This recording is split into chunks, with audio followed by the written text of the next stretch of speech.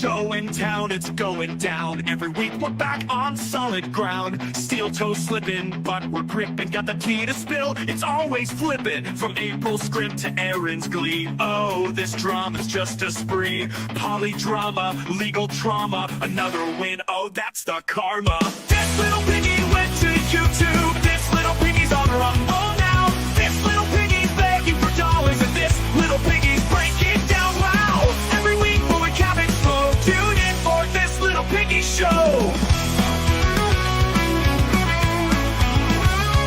From revenge porn to felony, it's a circus, can't you see? The toe is bent, the goal is spent. His empire crumbles, all hell sent. April's playlist on repeat. Aaron's lies we can't defeat. The countdown's on, it won't take long to see this piggy squeal his song. This little piggy went to YouTube. This little piggy's on Rumble now. This little piggy's begging for dollars, and this little piggy's breaking down. Wow! Every week we'll recap it full. Tune in for this little piggy show. Oh, this little piggy ain't missing a thing. Just sit back, laugh, and watch the king. Welcome to This Little Piggy, a show about Aaron Imholte. I was going to say Aaron Imholte. I was going to say Aaron Imholte and his foibles, and then I went into Aaron Imholte. We do have Tookie here today. Hi. Very rare that we get Tookie on the show, and no Carl. This should be a banger. Should be great. Tookie, no Carl, and of course Moody is joining us. Any graphs today, Moody? Nope, it's a graph-free Friday. Oh my God, this could be the best show ever. This could be great. And joining us later on the show, we are going to have Mersh finally making his first appearance, a second appearance, I'll say, because he did speak backstage one time on the show. I reached out to him in a DM this week. I was like, can we just put all this stupid stuff behind us and come make fun of Aaron? And he's like, yeah, I can probably do that. So can we ask him what that was all about when he popped on and then chatted on the situation? Sure yeah, absolutely. I know you will. Make it weird. I'm sure he's gonna just be like, I don't want to fucking deal with Melton. But you know, we mend fences over here. We're all about giving people second chances, sometimes 4 chances, and we try to make it work. What a busy week, man. What a busy week in Steel Toe. You start off the week thinking it's just the tire changing video, and that's what this Friday was going to be all about. And then everything changes. Yeah, I'm glad you brought that up. I'd like to open with that today, the tire changing video. And look, I've watched it. I think Tookie, you watched it on your show. So it's a 10-minute video. I don't want to rehash the whole thing, but it is worth having a look at because one of the funniest things about this video, and Moody, you know, you're an analytical guy. Will you concur that you think this dent in the wall perfectly matches the shape and height of the bumper? Now, you got to remember this car is jacked up. So like when he lowers the car, it looks like he pulled into the garage. Like I wouldn't be surprised if there's another one on the other side, but he might have pulled in crooked. You know what I mean? So he has driven into his drywall is what's happened here. Yeah, I didn't think it was at first. I thought it was from his older car or something like that. But yeah, once you said the car is jacked up, it changes everything. And I didn't see the show. I haven't really watched any Steel Toe this week. I've just watched all the clips, and you know, thank God there's such a Clipperverse around this guy that you don't really have to keep up with him anymore. But and the numbers show it. Dear God, sometimes he's under 300 on YouTube on his morning show now. It's like it's pretty insane. But one of the things I noticed right off the bat with this garage, because he brags about cleaning this garage all the time, is like there's nothing in this garage. Yeah, it's so clean. He cleans it every weekend. We see. I told you, I wasn't lying. I cleaned it out here. You can literally like see the studs on the wall. Like there's nothing. He doesn't have anything in this garage. Yeah, he cleaned the drywall off the wall there. Like he's cleaning these. It's just, there's nothing in there. Yeah, I have never seen a garage like this except at an open home. Like now, it's not a... Yeah. Tookie made a good point. Like maybe he keeps all his tools in a shed or something. but that's not the way he talks, because he's always like, God, we had to clean the garage again. Like he's out there constantly tooling and doing projects. Yeah, I forgot all about his garage cleaning escapades, but he definitely at least said like 2 or 3 times in the last year, like, I got to clean the garage. Oh, I clean the garage, everybody. It's fantastic. I just love, I'm going to be honest. If I drove into my wall like that, I probably wouldn't repair it either. It's just funny. It's just funny to notice. You know exactly what happened. I like the taped like power cord that he's put into the wall. It's taped. I think, you know how like sometimes these power cords have like the little warning sticker on there about like no. I think that it's taut, maybe, and he's put tape over it so that it's secured. I was giving the benefit of the doubt that it's something around the cord. Like there's a lot of things that like come out of the box and have like a warning thing. All right. You might be right, but it looks like there's writing on it. Yeah, I too believe that is a warning label. All right. Yeah, gotta give him that. I'm not sure. What is it connected to? Yeah, exactly. That's the question. And why is it pulled so taut? It's a karaoke machine somewhere. Oh, yes. Anyway, of course, there was a financial component to this. I guess he held this ransom. If I get, it was Rumble memberships, I believe he said. If I get so many Rumble memberships, I'll make a video of me changing a tire. And Tookie's disgusted by the jack. Disgusting. Holding up this large truck. This is like a bottle jack. Yeah, no, this is what came with. Yeah, no, I don't even know if it's that, because I think he has to turn it. Because when he first explains, like, oh, you got to get the jack out and turn it and spin it. This is the jack that comes with the car for when you're stuck on the road. It's the one where when it's so low, you can't even go all the way around. You have to like go half a turn. In the clearing stands a boxer and a fighter by his trade, and he carries the reminders of every glove that laid him down or cut him till he cried out in his anger and his shame, I am leaving. Let's lead. Thank you for reminding us, right, God. This is a goal-oriented program. We do have a goal to reach. We have a monetary amount we need to hit, or else we cannot go on. This show depends on people like you, so make sure you get in that money, throw in that money, and we have the background to remind you this is all a grift and all about money. 100%.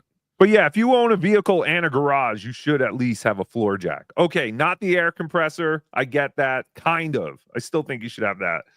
But yeah, it's insane that he had to go into the back of his truck to get the stuff to jack up his truck and change the tire. At a very minimum, an impact wrench to like get the lug nuts off. He's sitting there torquing on that long lug wrench, the generic, GM lug wrench that came with its putting car. Like sideways forces onto the vehicle as it's like suspended still. But I don't think you need a floor jack, Tookie. Like I don't have one. I never need to put my car up.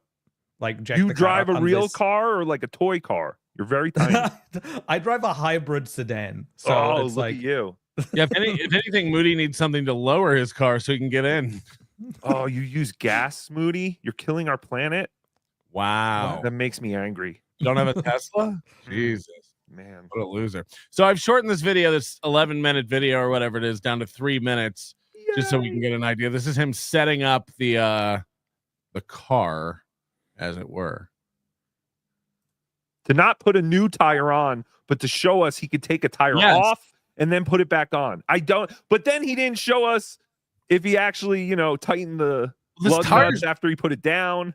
This tire is bald too. It's bald There's no tread left on this thing. He's like, I'm not changing the tire. It's a new tire. These are new tires. They're less than a year old. Here, like at least rotate them. All right. I told you that if you got up to, I can't even remember what the number was from this morning, but if you gifted enough subs on Rumble, you asked. Oh no. Dun, dun, dun. What just happened? I uploaded this to my own channel. It's private. Why? How did Moody just took it down. Moody. All right. I told you that if you got up to, I can't even remember what the number was from this morning, but if you gifted enough subs on Rumble, you asked, would I prove that I can change a tire? Now, as humiliating as... Now, again, if someone said this on your show to you, hey, Right. prove you can change a tire. You'd be like, oh, okay, and move on with your life. Right, Aaron's like, exactly. I'm gonna have to do this now. Mhm, I'm mhm. gonna have to do this. And I love how Aaron's maroon shirt matches the color of his face. This guy loves the worst colors: orange, brown, maroon. Everything in his life is Except these sweatpants. He did decide to wear like these light colored sweatpants to sit down in his filthy garage and do this. And Moody pointed out when it's over, like the knees of these sweatpants are just covered in dirt and oil. Like, right. if you've ever handled a tire, it's a giant mess. Mm-hmm. There's no way to- Gloves. Right. There's no way to touch a tire without getting tire all over you. Never. I'm going to do it under protest because, of course, I can change a tire. But because one time I didn't have this goddamn thing on me, I did have to call one time and have a tire changed. So, okay, fine, here's the tire changing video. Now, I've already jacked the vehicle up. This is not a how-to tutorial. This is literally me just proving to the smartasses in my audience that pay my salary that I can actually take off and put back on a tire. This is beneath me. It's humiliating, but this isn't a tutorial. It's not a how-to, so I didn't have to sit here and spin while I jacked it up, and I'm going to turn this thing off before I... What? See, he said, I already jacked it up so you didn't have to see me go spin. Like he does on his show. All he does on his show is spin. Go back and bring the vehicle back down. This is just the taking off the tire and putting it back on. Now this, the lug nut key for the specific rims that I have. Now remember, he used to call this a tire key until he was, mocked relentlessly about it. He said that like all the shops should have all the tire keys, which is insane. Do you know how many different types of wheels there are, and they all have their own patterns for wheel lock keys and stuff? So he's like, dude, they all have all the keys. Can you imagine what that wall would look like? What was missing the time I did need someone to come help with the tire. I have changed countless tires. It is not difficult. Are we ready? He's on his knees right now. Like that's what's happening off frame. It's wild to be trying to put torque on the lug nut while you're on your knees. It's also been pointed out by everybody who's ever changed a tire, like you loosen up the lug nuts while it's on the ground. Steel toe applied for a job at Cuckold Sessions, but he got fired for violating the terms. Dude kept eating cum and the girls got annoyed. I was making sure they are totally clean. Me and Todd Peterson, whom I pay in Stony gift cards, will be anti-slap suing. Yeah, can you imagine if he paid his lawyer in Stoney's gift card? These are worthless. There we go. Watch this.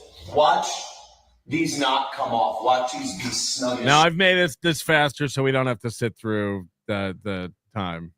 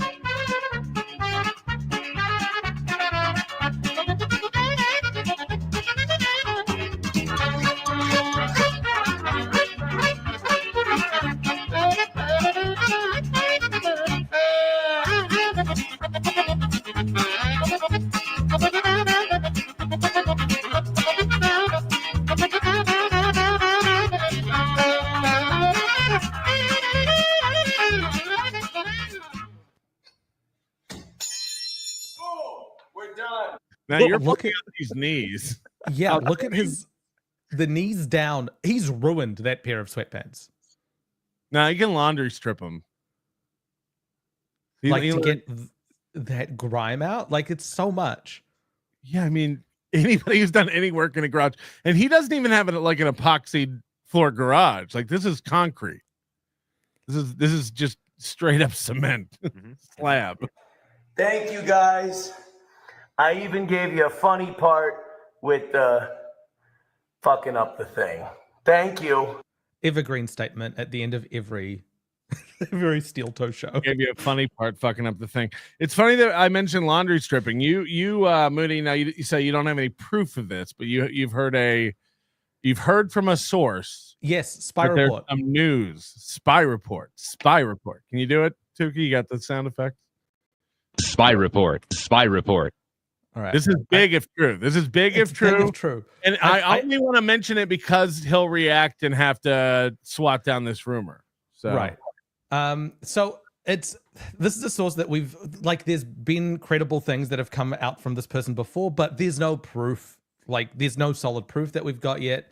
But the rumor is that SP and Aaron have broken up. They've split up, and they are no longer together. That is that's what's going through the grapevine right now. No.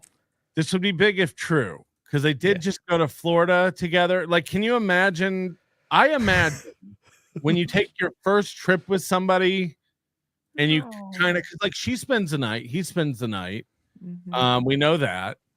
But you take your first trip with somebody and you're like in a room, not even a house, not even Airbnb. You're in a room with someone for 3 days straight. You learn a lot. Not just that they went to meet her parents. Isn't that right? Like I thought they went there to visit her parents. I thought she said relatives, but I don't know who. But it could be. I'd assume parents. And do you think that Aaron's personality that like he couldn't stop talking about enemies and the goal and how would you explain to your parents, hey, that guy that I introduced you to a couple weeks ago is now up on all these other charges in his felony revenge porn case? Like it's not a great look. Right. Oh, I mean, do you think she even told her parents about him the first time they dated, or was it probably just more? Right. SP Prego. She said she was done with that cuck. Enjoy licking down there, Aaron. That's disgusting. Nick's already in her DMs. Oh, she was the perfect rebound girl. She's his heart song. Yes. He lost his fallen angel. Now his heart song. Oh, Aaron. Yes. April was the fallen angel. Kayla was a soulmate. And so he had to come up with a new term for SP. Like, yeah, okay, she's not a fallen angel, and she's not my soul. She's not my soulmate, but she's my heart song. It's like the Fast and Furious franchise when they break the pattern. Like I never watched it. Right. He lost all three of those things basically in the best year of his life. Crazy. I was talking to Moody about this recently. I was like, do you think he's gonna get married to her? And we were both like, yes. Yeah. Because it's not we're past a rebound now, right? They've been together for over a year. Yeah. So I think that coupled with the vacation could have been some sort of wake-up call for her. If this is true, if she really is gone, she probably is like, this town is full of a million like mid-tier nobodies and who don't have all this drama attached. What am I doing?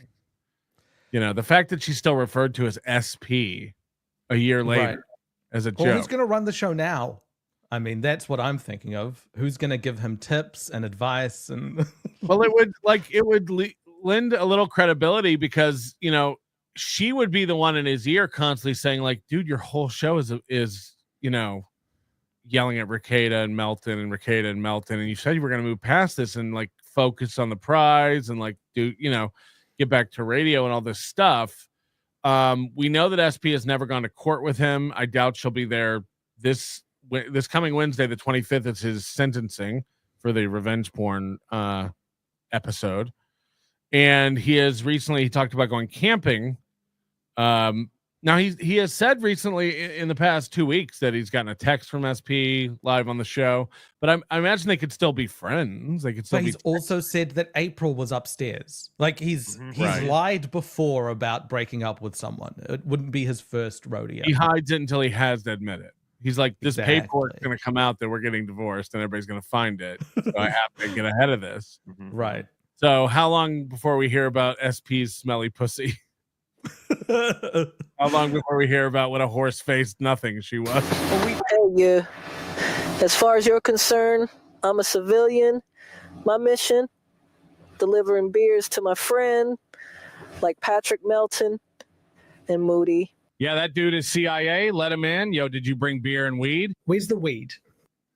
Moody doesn't touch weed anymore. He's scared of it. Yeah. Scared of weed. By the way, Moody, maybe on NLO soon we'll do this, but I found the video of you. Rumor has it Aaron allegedly headbutted SP, then he gave her a stone cold stunner and put her in the sharpshooter. Release the body cam footage. I made these $20 to interrupt the show and they're still just pouring in. I can't stop you animals. Is that No, I found the video of, yes, us going to a mommy burger in like 2014 or whatever it was. Me in the car trying to explain to you what dropping a pin means. Yes. Yeah. I found that video and we'll be able to share it very soon. Lots to talk about today. And before we get into the letter from mommy and the violation of court stuff, I do just want to go through. There's so much other stuff that I want to go through. This week, he said that he basically came out and said that Ashley committed perjury when saying that he was abusive to April. It's not his first time. What's crazy is these are texts and we've seen them. It's not he said, she said. Exactly. These are things that nobody ever thought would be made public. This isn't testimony to a court. This isn't testimony to. This is a conversation between two women commiserating over a man who's abused them both. And he has tried to spin this so many different ways. I saw this clip with Ethan, Ralph, and Gino recently, and it's either Gino's just retarded and doesn't have a grasp of the situation. Yes. Ethan Ralph was trying to steer him in the right direction, but Gino's like, once they got divorced, April lied about being abused to Kiki to try to like get sympathy, and that's so pathetic that she did that. It wasn't until they got divorced when all these abuse things came out. This was 2022. These text messages alleging physical abuse on multiple occasions and psychological abuse from both of them, calling him a monster. He'll never change. He's selfish, all this stuff. And now it's just Ashley was lying about this. Yeah, there's nothing you can do to change. Send that hat to my parents. I'm in Chicago, knee deep in this Lil Durk shit. Make sure you sign the bill. Thanks, Big Sauce. Yes. There's nothing you can do to change Gino's mind about anything. He's convinced that he knows everything, that he's correct, and everyone trying to change his mind about something or offer new information doesn't know what they're talking about, and he'll yell essentially so that they can't speak. You can't get through. For someone who you can't change their mind, he sure does change his mind a lot. Now again, Right, a year ago, Aaron was a piece of shit. And Keanu and Gino were both saying that everywhere. The only way to change Gino's mind. Gino came on this show and was saying what a fucking manipulative, lying piece of shit Aaron was. The only way to change Gino's mind about something is to piss him off about a new thing, and that would counter the thing that he's like. That kind of Aaron too, right? Like it's friends of convenience, right? It's whatever argument I need to make right now. That's whose side I'm on. We see it with Clippers. We see it with chat people. We see it with everything with Aaron. He'll grab somebody immediately. Sign the black bill and black pen. You happy? No, you dumb fuck. Use white pen. Okay, calm down. This is about hats. This is not important. So this is Aaron basically saying that Ashley is a liar until April is gone, and then April is the liar, which is insane. Dub said, in my opinion, the April headbutting story is Amber Heardish. Well, what's interesting about that is that April never said headbutting. Ashley threw that into the story back when she was really pissed at us. April never said that. In fact, when we got the HROs, April was like, that fucking bitch, I can't believe she's making that shit up fucking. And what's crazy about that statement is, again, these are April's own texts delivered to her on paper, printed out, screenshots of April's own text. And he wants us to believe April's reaction to that was oh, that bitch is making shit up. These are April's own texts. How could Ashley make it up? It's not the text. So the headbutting was never mentioned in the texts, but the story that Ashley gave. Well, he said pressing up. She said pressed his head up against mine and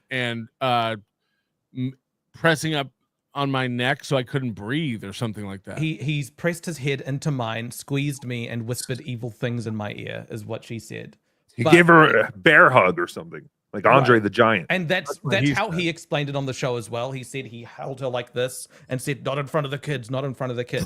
You don't do this here.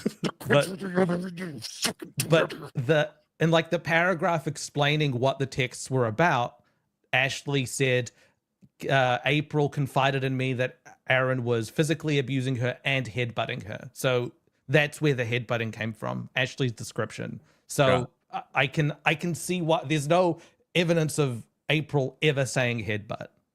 Right. But it was attacking using his head as part of the physical force. Like Chris Benoit. Back then I was like, yeah, fucking lying, blah, blah, blah. But now, like now that everything's settled and I've heard everyone's story, I've heard Ashley's side of it. I'm like, oh, that is manipulative. You're right. So somehow him getting an HRO from Ashley was April being manipulative. Like it just gets, again, it's whoever he's friends with currently is the right person. Whoever will co-sign whatever his current story is the useful idiot. It was also great because the HRO actually brought me and Ashley together. We are so close now. We're fantastic. Yeah, that HRO was the best thing that happened to me in my life because it led me to realize that April was not the best choice for me, and I could spend time with my kids and find SP my heart song. Like that's how he looks at it. He only talks fondly about the first wife now. He used to talk shit about her all the time, but now she's the best, you know? I didn't realize what I had till it was gone, but oh well. And then when she was gone, I realized how amazing Ashley is, and I probably should have never let her go. Oh, SP's here. Never mind. Right, it would be interesting if SP is gone, if he has to go back on the dating scene. Like, can you imagine much like Chad has to call every comedy club he works for and get ahead of the trolls? Like, do you imagine Aaron has to have that conversation with like he's on Tinder, he matches with a girl, he's like, now look, before I give you my name, I gotta tell you, there's a lot of stuff out there about me. You're gonna read a lot of things. You're gonna see a lot of court documents. He's gonna do like Stuttering John does. Did you hear? Stuttering John makes a promise with the women he meets online. We won't Google each other. Right. Immediately Googling the other person. Do you believe that? All of Stuttering John's cachet is I'm Stuttering John from the Howard Stern show. So like, how could you tell? He's gonna have to tell a woman that. He wants to make it a surprise. I think he wants it so I don't know if she's in it for my money. So wait until the third date, and then he'll go, you know what? I got a secret. You've been secretly dating the former host or the announcer to the Tonight Show. Honey, before you order another drink, let me tell you how lucky you are. Right? Then why are we at Arby's? So Aaron might do the same thing, right? Like, look, you're lucky to be getting together with me right now on the ground floor right before I go back to radio. I'm about to be a pretty big deal in this town. There's no good result really apart from indifference. Like if the person sees that and goes, oh, that's terrible, I don't want to be part of this, that's bad. Right. If they that's the reasonable that's the reasonable response. If they look at it and say, I can fix you, these people are wrong, that's a more dangerous person to have around you. It's the SP, one that goes, right? I don't care. That's SP, right? She's been watching all this from afar before April left, and then she jumps right in to be a part of it. It's like that's a red flag on her. Like, this is going to be great though, because we're going to hear about every date before he goes on it at least. And then if it goes bad, we won't hear about that anymore. And then we'll hear about the next one, the next new chick. And if that goes well, we'll hear about how great it was. Aaron's definitely the kind of guy who like hides her earrings while she's when in the bathroom. When I search my name, it brings up hardcore porn. Do men expect me to actually suck their cocks? Shut up, 0.5 inches hard and it bends sideways. Take it up. You know what I mean, though? I bet he's the kind of guy who hides a chick's earrings or whatever so that she has to come back. She comes back. Yes. I think he's this sort of person that wants to date a fan. Like he'll want someone that looks up to him. He married and is one. starstruck. Right. And SP as well falls into that category. He wants someone who loves him the same way that the audience does. I can see him on a date looking at people walking by, like, oh, I think this person might recognize me. They might come. Oh, this is gonna be so embarrassing. Going to the bathroom? No, they're just not. Oh no, they're just getting napkins. He's walking up to people asking him if they want an autograph. They're like, I noticed you were looking at me like you recognized me. I could sign your napkin or your menu. I'm just trying to eat. Won't you leave me alone in public? Jesus. With this beautiful lady. I'm just trying to have a good time. Won't you people leave me alone? Oh, I'm so famous. I wish I could have a normal life. I wish I could go out. This is why I have to order gas station home. As seen on Fox 9. Yes. Yeah, Fuck, I man. bet he sings karaoke to them. He has to like show off his Nazi coin on the first date. Well, before he got with SP officially, he was talking about how hot his neighbor's wife was. Right. Like there's a lot of that stuff. He gets pent up and starts. I don't even think it was before he went with SP. I think it was in the beginning. Like, in the beginning. Yeah. Did I ever tell you my best friend has MS? That's pretty great of me, huh? Yeah, most people don't want to bother with him. He is kind of annoying, cries a lot, but you know, money. I'm there for him sometimes. So. Yep. And he's there for me sometimes. Unless he has to go to the hospital for his fucking legs. One thing we did get more of this week is, of course, the fallout of the Keanu Gabe Hoffman interview. Last week, building up to this, and I wasn't on the show last week, but I'm sure you guys covered it extensively. He was teasing this thing all week long. He said he knew what was coming out. He had to constantly do this. And like, I can't tell, but it's going to be big. Wait until he was edging himself. We're 24 hours out. We're 12 hours out. I can't give any specifics about what they're going to say. I know what's coming and it's good. Like it was right. He knew what was coming and he was excited for everyone to hear it. Nick's definitely getting his shit pushed in on this one, guys. You're not going to want to miss it. So this week he's had, several days to think about this. And this is a new assessment that he has about what happened with Gabe Hoffman and Keanu. I always click the StreamYard window instead of the actual. It's on the Gabe Hoffman disaster. I think if you didn't know anything about the subject matter, it was a good little like intro. But the way 5 hours, it was absolutely not a good intro. If you didn't know anything about the Nick Rekieta stuff, he starts off talking about Ethan Ralph. That's not good. Like, you want to maybe introduce who Nick Rekieta is to people who don't know him. It's not a good intro. And this wasn't supposed to be an intro. This was like, guys, you've heard all this stuff about Nick. Wait until you see what you haven't heard. This was supposed to be all new stuff. That's all. Like, he had some new stuff that people told him. And he did get his subject to snitch on themselves and admit to something, but he oversold it a bit. Now, again, Nick did come out and tell the story that we wouldn't have heard about the choke slamming of his kid in a chiropractor's office or something. Yes. I thought it was a casket match. Nick didn't admit to that. He said this is what they're going to say. But in Aaron's mind, he's like, Nick came out and admitted he choke slammed his kid. I just want to get the facts straight. Nick didn't admit that, correct? Unless I missed something. I didn't watch the Keanu thing. He didn't admit to it. He just said they're going to say this. This went up to CPS, and they didn't find anything credible. He admitted to the allegations. Right. I know he and Keanu are fighting now. That's what Keanu wants. Keanu is starved for content all the time. So if she has someone that she could just play their videos and just look at over and over again, like she replayed this little piggy thing maybe like for 5 or 6 episodes. It was 2 weeks. Yeah. Oh, darling, it was 7. Every thumbnail was Rekieta. And I imagine she's still pulling like 2,000 live viewers, right? No, not at all. She's like Chad. She wants to get. If someone else could come on and talk, that would be great. Because I don't have anything. Let's call Sam Tripoli and see what he's up to. It's like, let's just get someone else on the show to talk, because I don't have anything to talk about. It's that kind of a vibe, right?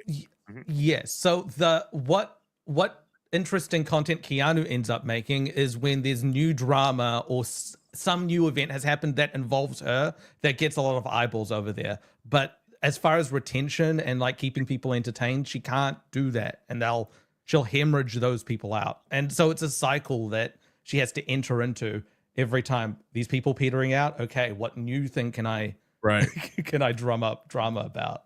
Well, this is an interesting take that Aaron has on probably why this was perceived as a big nothing burger. I leave for the weekend. I don't follow the news. I follow some sports, but like I'm totally immersed in whatever the hell my family and I are doing. But I did catch. He says he follows sports. He follows sports on one of the tabs on his phone, which we know that the other tabs are Twitter and Kiwi Farms. And he said before that he unplugged when he went on his vacation in Florida, but we saw nothing but like constant check-ins to Kiwi Farms while on vacation. And then we heard plugged in a week before the Gabe Hoffman thing that he was making breakfast for his kids and was on the phone with whoever Fair and Balanced is for an hour getting all the dirt. So it's like, you don't unplug. You don't unplug. Before bed, I'll get caught up on stuff or I'll be texting with Gino and Keanu, and yeah, everybody's fighting. Everybody's mad at each other. Is this funny that he's in bed and he's texting Keanu and Gino? Think about where his life was 2 years ago and think about where his life is now. It's like bedtime. Wonder what Keanu's doing. You up? You know what I mean? Like, we saw that picture. We saw that picture of him lying on his stomach with his phone out, with his legs kicking up in the air. Yeah. Like a tween girl. I thought he just oversold it. He oversold it. Gabe oversold it. Again, this guy did a week's worth of shows counting down, saying, wait until these bombs drop. This is going to be amazing. Gabe oversold it. Didn't he want them to do it on his show? Yeah, he wanted them to come on and like do a little drop of pre-cum. Aaron was making YouTube thumbnail faces as he talked about how exciting this is going to be. Yep. He named his show things like it's all about the like how he names his shows, little sarcastic things. Gabe's problem. He just oversold the thing. 09 Canyon says, why was he going off about Ralph and Mersh? Because he hates Ralph and Mersh. They all hate each other. Gabe hates those guys, and everybody gets on the internet and they got to cry and whine about the people they don't like. Listen to this. I don't get it. I don't understand. You don't see me crying and whining about the people I don't like. You don't see me crying and whining about the people I don't like. He doesn't get it. He doesn't get it. Why people just go on and on and on about people they don't like.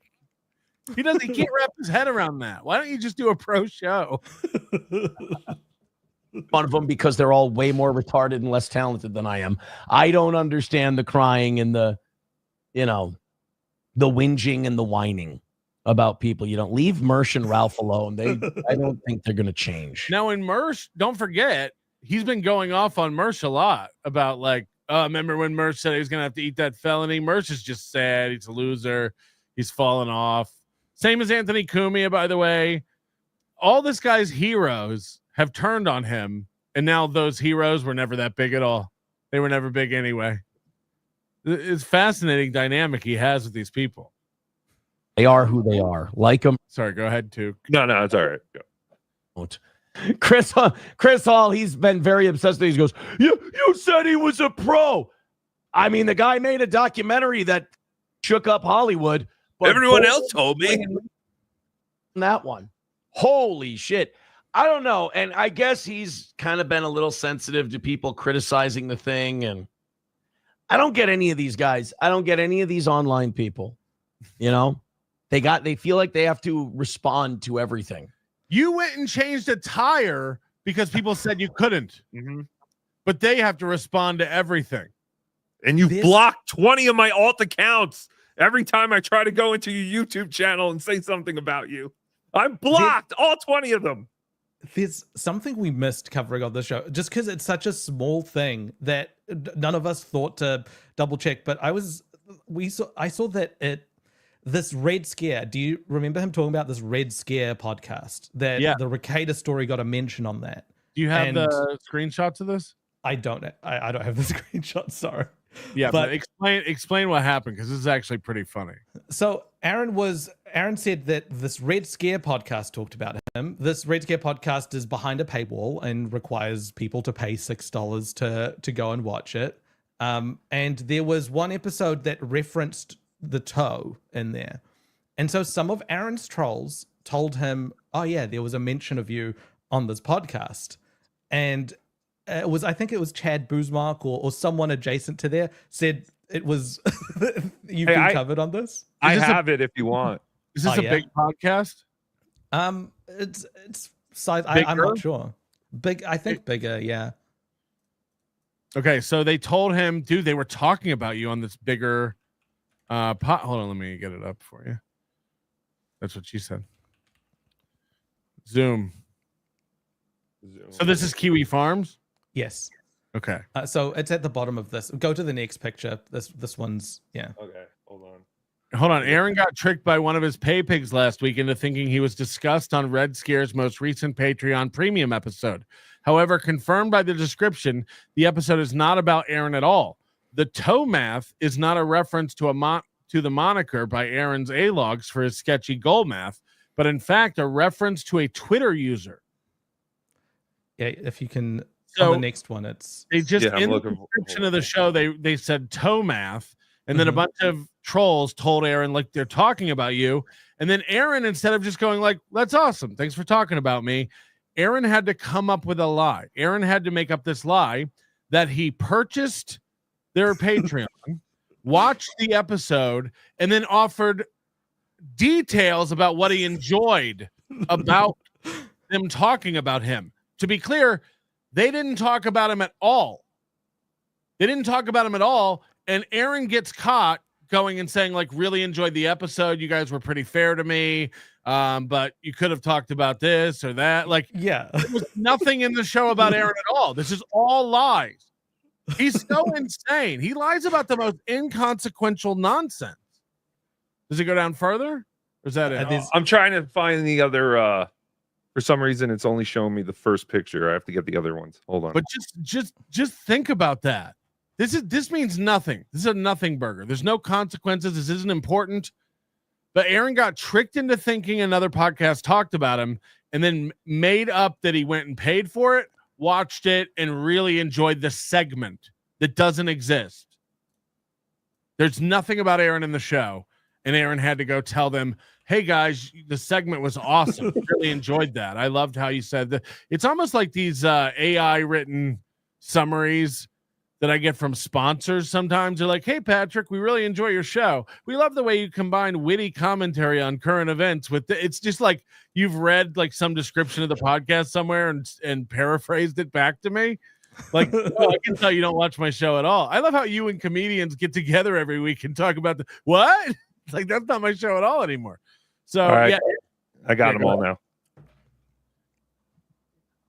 No, I'm saying I got them all now. This is the next one. No, we already read this. Yeah, scroll down just a little bit. That's the new stuff. There was that. Okay, Yeah. so now you need the He next said, one. the thing that I found most offensive about the video is that there was a meth pipe on the bed and he's a father. So someone, numero uno Josh Denny fan, is like it's creating this lore around it being about Aaron. So if you go to the next one now. Show Aaron's comment. Aaron could have figured out that he was being tricked if he spent $6 to listen to the episode about him and figure out how to listen for free. But instead, he went to one of the co-host replies to claim that he loved the show. Zoom in on that. So this is Aaron saying, I genuinely laughed. I thought this was good. A lot to be ashamed of in there for me, for sure. But you delivered it very well. Entertaining stuff. There was nothing about Aaron in there. This is all made up. He didn't go watch anything. He even, again, like, it's risky to even say this because you didn't watch it and you don't know what it's about. To even make this kind of a statement is like insane to do. Like, I fuck. Who is this guy? What is he doing with his life? Like, yeah, he named one of his shows about it. So the one on the 11th of June was called Greta Thunberg, Meth Pipes, and a Red Scare in reference to this podcast. I never checked back on, I never listened to that podcast because I'm like, oh yeah, someone else is covering Aaron. That is very plausible. And I assume that they're more interested in Ricada than Aaron. Imagine having so little to talk about on your show that you get tricked into thinking somebody else is talking about you, pretend that you watched it, and then make it one of the top 3 stories you name your show after and put in the thumbnail. It's like you have nothing and you're a liar. That's just straight up. Just straight up. That's wild. That's wild. He's read numero uno Josh Denny fans troll quotes about what was in this non-existent segment, and he's based his understanding off of that. So when he presents news on his show, this is his background. This is his research. This is what he does. He hasn't gone to the source. So it's like,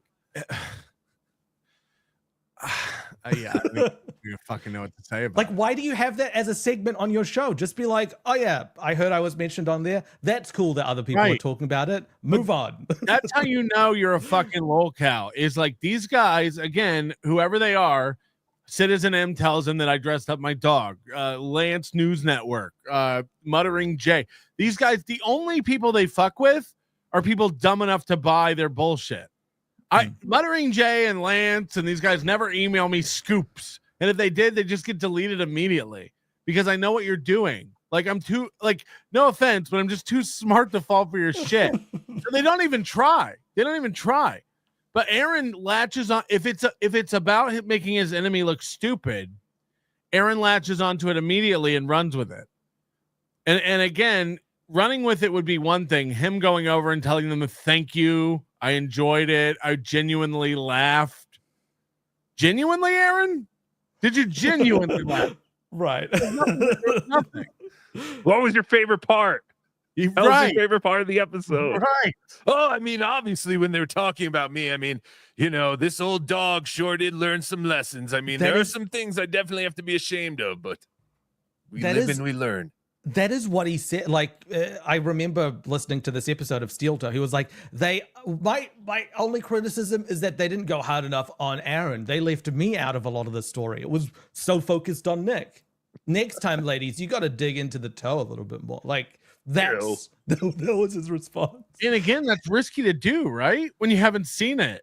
Right. Like, because you don't know, like, if they really did talk about him, they could have not talked about what you're saying they talked about. But he just guessed, again, like AI hallucinating. He just guessed what the conversation would be about and then commented on it. Yes. That's what he does with all news shows that he looks at. He reads the headline, and if he's going to read the article, he reads it directly on the show for the first time. He doesn't do any sort of research or anything like that. So I don't know what he means by show prep other than just loading a bunch of links he's never seen before. Well, you don't understand what it's like to have a fast moving show that's constantly growing. Just in case you want to know where he's at this week, it's time for our weekly recap of the numbers. How is Steel Toe doing and how are other people doing compared to Steel Toe? He's the only show that lets you know how many people are watching, how many people on average he has. And there's an interesting comment in here about that. This is AI, right? Because like he famously doesn't talk about people he doesn't like and what they're doing. I don't understand. I don't understand that. No, he doesn't get people. He doesn't understand these online people. Thank you guys so much for sorry, go ahead. No, Tookie doesn't understand. I guess Monday and Tuesday we didn't have goals. Why was that? Monday we didn't have a goal because of the $500 accidental donation on Friday that he guilted his listener into letting him keep instead of keep that. Okay, yes. I wasn't sure if he kept that. He said when he got that $500 on Friday, he said we won't have any goals Monday or Tuesday. Now on Monday's show, he said no goal today, and tomorrow we'll have a small one. So the 500 didn't last as long as he thought. You know, but imagine being that guy who accidentally sent the 500. It's like, oh great, I'm not getting back, and now I'm the reason you don't have to beg for money. My mistake is the reason you don't have to beg for money anymore. Yeah, this guy apparently meant to donate $2, and somehow accidentally sent in 500. I don't know.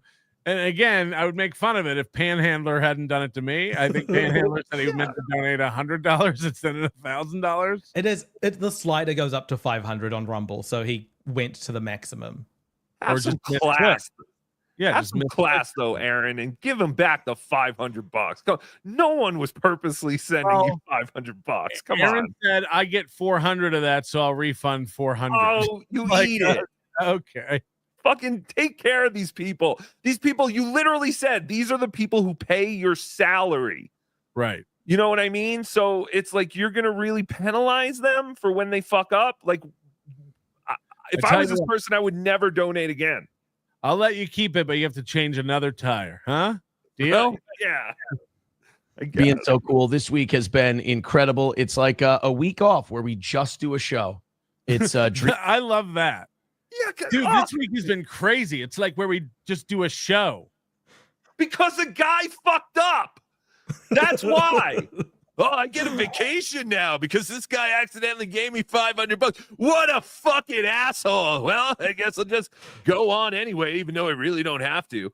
Which also doesn't make any sense. You don't want this back, right? I'll give it back, but you don't want it back, right? That would look petty on your part. He said it before, but he says that the goal is the worst thing in his life right now. That's the worst part of being Aaron Imholte, facing a felony charge. Yeah, that's the worst thing.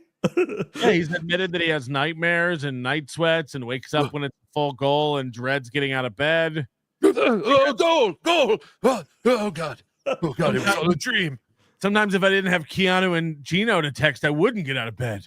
But thank God they make me rise. All right, where are these numbers? I'm true. Great numbers today. Thank you very much. We averaged about 820.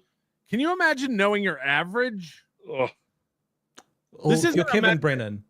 This isn't a metric that's in the YouTube backend or anywhere. An average. No, you know, Streamlabs sends you a thing, and they tell you like where you are on the air. No, not while you're on the air. It's after you go on the air. But he's telling you what his average is today. Oh, he was saying now. Okay. Yes. Tookie's very stupid. He'll say average, but he'll be like, this is a general vibe. Like he'll have looked at his numbers a few times and he'll be like, it'll be something around there. And add this. Right. Hey, I'm happy with that. I mean, that was our peak not too long ago, and now it's our average. So I appreciate everything you guys do for this program. Not that who cares about this information besides you? Like, who else would care? Why is he giving this information? It's supporting his own ego. It's insane. But also, it's not true. When April was on the show with him 2 years ago, 2 and a bit years ago, total, it would be 800 average and around 1,000 or a little bit more peak. Yeah, on YouTube alone. Just YouTube. Yeah. Keeping score or anything, but someone sent me He's not keeping score or anything, even though he's the guy who gives the score more than anyone. He's the only one who gives the score. He's the only one who keeps the score or cares about the score. Yes. He said not keeping score or anything, but Ricada averaged 805. He said someone sent me a screenshot, which is not.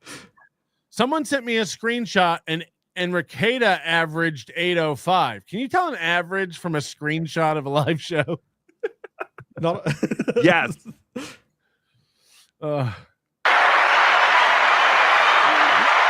Stinker. Huh? I hate him. I hate his stupid facial expressions. Sorry. No, Tookie talks every time I hit play. I know. I'm sorry. Yesterday we're at 900. Yes.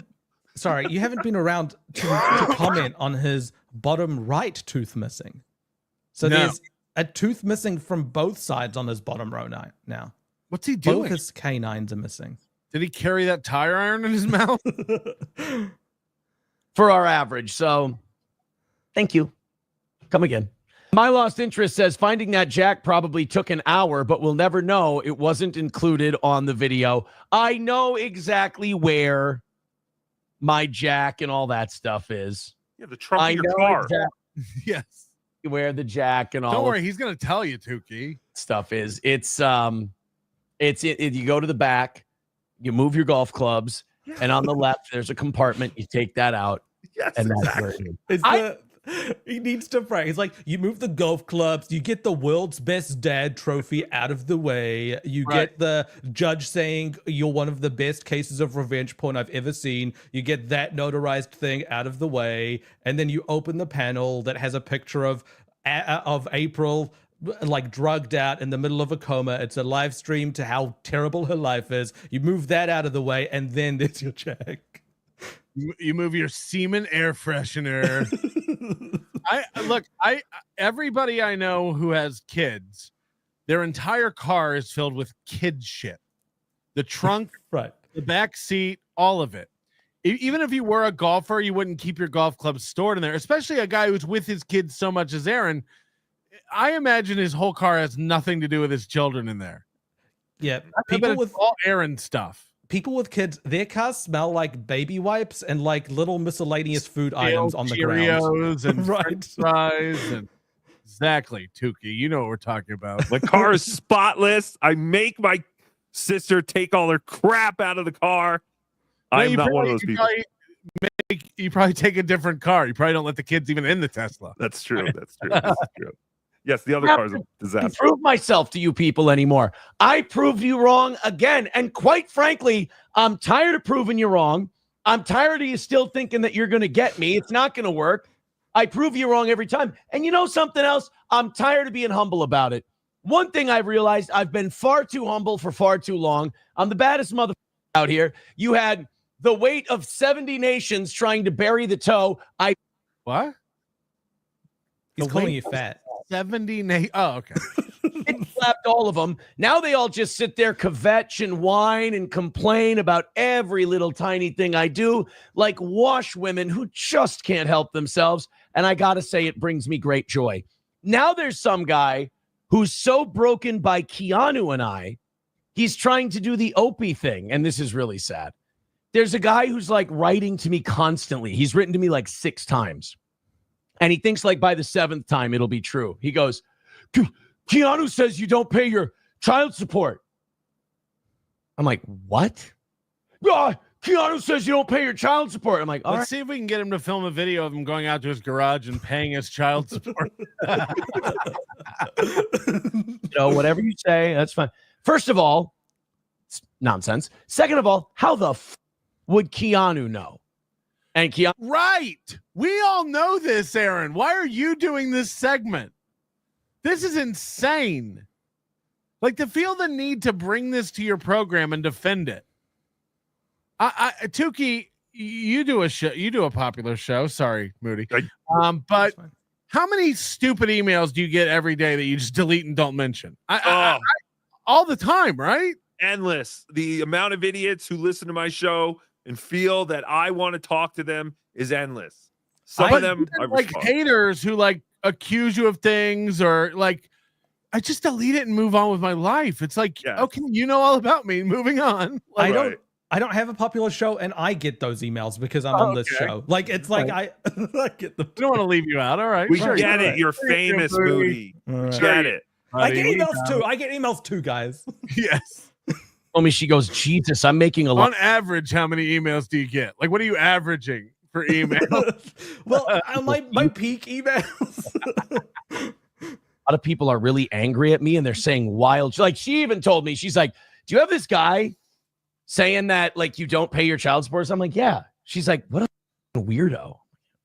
Like, you know how retarded you have to be to actually buy that? Do you know how retarded you have to be to come on a show and say, I even talked to Keanu, and she was like, do you get emails saying you don't pay child support? And I was like, yeah. And she's like, yeah, that's dumb. And I was like, yeah, that's dumb. Great conversation to bring to your program. We got that guy spinning around, and he's losing his mind. I like people like that. I make them little pet projects before the show. He's getting what he wants. This is what this guy wants. Right. Right. Aaron still doesn't understand. It's all about the reaction. Right. It's all about everyone taking over your show. Everyone's just taking over your show. You don't have a show anymore, dog. And I spin them around and turn them loose. I'm a puppet master over here. Let's go to McBuster. He says, meanwhile, Emily D. Baker is averaging over 60,000 live covering the same trial. Yeah, that's the funny part about this whole corner of the internet is like all these guys are like, I'm better than this guy. I'm bigger than this guy. I'm better. Now, I'm the best of all of them. But they all kind of vie for second place, right? He can't even, to make a point, he can't even get out of his own way. He's like, the sad thing about all these guys is they all think they're the best. Now, I'm the best. But right. Holy shit, dog. Listen to yourself. Right, because he realizes as he's saying that, oh shit, I've said all that kind of shit, but I'm the best, of course. Right. Of course, the best is going to say they're the best. They're the best. Right. And while they're doing that, I sit there and I always remind them, I'm like, guys, you know, none of us are shit, right? Like, we're all garbage. Is he the one that reminds us of that? Or is he the one who tells us the whole internet is talking about him? He's box office. He's the biggest news story in Minnesota. The whole internet is on my side. The whole internet. He's the one who says that. But now you guys realize, like, the internet doesn't even know about us, right? It's like, well, which is it? We all suck. Like, I'm better than all of you, but even I'm a nobody and I'm garbage. So you guys fighting over who's the next rung of garbage, you're even stinkier garbage. Let's, do your show, have a good time. Don't take life so seriously. Is that what you're doing? Just do your show, man. Don't worry about all the drama. You'll never make it out alive. All right. As you can see, I'm on one tonight. I'm ready to go. I'm fired up. Let's have some fun. Doom Clone says, Gino said some wild shit about April. All right. I don't think that's important, but it just more insanity about the numbers and how he's the best. But other people who say they're the best are pathetic. They don't realize the scope of the internet and how they're inconsequential they are. I love that he talks about, like, you shouldn't take the show so seriously. You should just have a good time. And this guy is in legal trouble because of stuff he said on his show. There's no one that has a greater convergence of real life carrying over. Yeah. Like we really don't know what Moody's up to in his personal life. You don't know what I'm doing in my personal life unless I come tell you about it. Like, this guy, it's almost like he can do nothing off the show that doesn't make it onto the show. Almost like there's so little to talk about. He makes up that a podcast talked about him and has to tell you every little detail of, like, there's a guy who's emailing me, and I even talked to Keanu about the guy emailing me. Oh man. It's like, he's got the time to go and listen to that Red Scare podcast if he wanted to. He just didn't. He didn't have the $6. It's all going to the pizza fund right now. He can only support one show at a time. Speaking of numbers, let's get into the numbers. We do have a goal to hit, so let's see how we're doing on that. Shades Cal says, I love Rocco, member for 26 months. Oh, Rocco loves you too, Shades Cal. Great to meet you at Hackmania. More than a friend? I love her more than a friend. Yeah, Shades Cal was great. She brought Moody and I weed vape that I haven't opened yet. Thank you so much, Shades Cal. Appreciate it. Riz Cuardo, member for a month. Love you, Big Sauce, Tukes, and Moody. Thank you very much. Love you. Pupobla gifted a membership. Thank you very much. Pufferfish, Gino and Kiki coming next month. I wonder if there'll be a new polycule bubbling. Towfest 25 is going to be lit. Well, we've heard that. We've heard Kiki call Aaron a dweeb, a dork. So I don't think she has some attraction to Aaron, and Gino is probably not going to look. He's sharing her with the door guy at the stand. I don't think he's going to. I was telling this to Tookie before we started the show. There is now a possibility that Towfest 25 is not going to happen because Aaron will be in jail. Like, that's a possibility. It's a possibility. Like, it might happen. We'll get into that. Snagglepuss, I suspect April is being used as a toilet by a coked up arms dealer in a Dubai hotel right now. That's a good opportunity to make money. Yeah. If you're going to import a toilet, there's better ones to import. Written asylum member for 7 months. My mother has what Toe has. Calling my mom on a lie made her physically assault me and scar my face for life. They can't have people playing clips, Pat. Yeah, again, why doesn't he ever play the clips of the people crying? He said that I was crying recently. It's like, fuck. Why would you not play that? Insane. Have the show Patrick Melton It crying. doesn't exist. Out fucking standing show. Thank you, Tim422. Great to see you in Hackamania as well. Coach Lev Kramar, member for 50 months. Look at this guy. I'd like my special onion badge for 50 months, each month better than the last. How is this even possible? I don't know. Some people just say it's the greatest show. Jay Swizzle, Aaron's missing teeth are gaps from a ball gag. That would make sense because it is kind of symmetrical on both sides.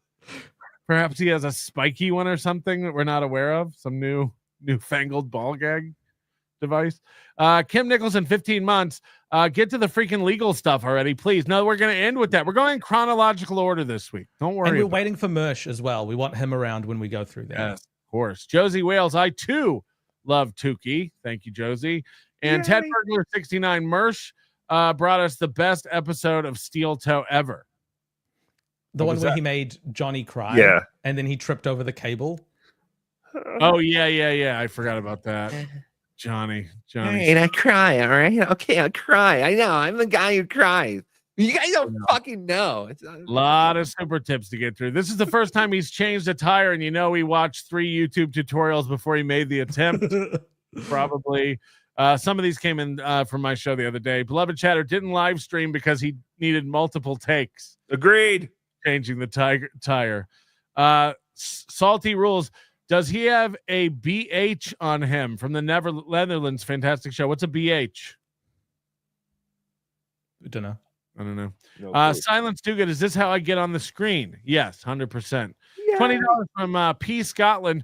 Wild that Mama Toe wrote a letter to a judge about her son and not once mentioned that he is a father to 3 of her grandchildren. The kids really do matter so little to Aaron and the family. They aren't even worth bringing up. Another win for the Toe. Yeah, we're going to get into all of it in just a second. This is insane. Call it a test of time. Call it a prophecy revealed. Better yet, just shut up and kneel. Behold, the Lords of Vegas. Got him. Thank you, Just Jewel, for the $100. Amazing. Appreciate the support. Fool me thrice. I only give money when TLP is on Melton's channel.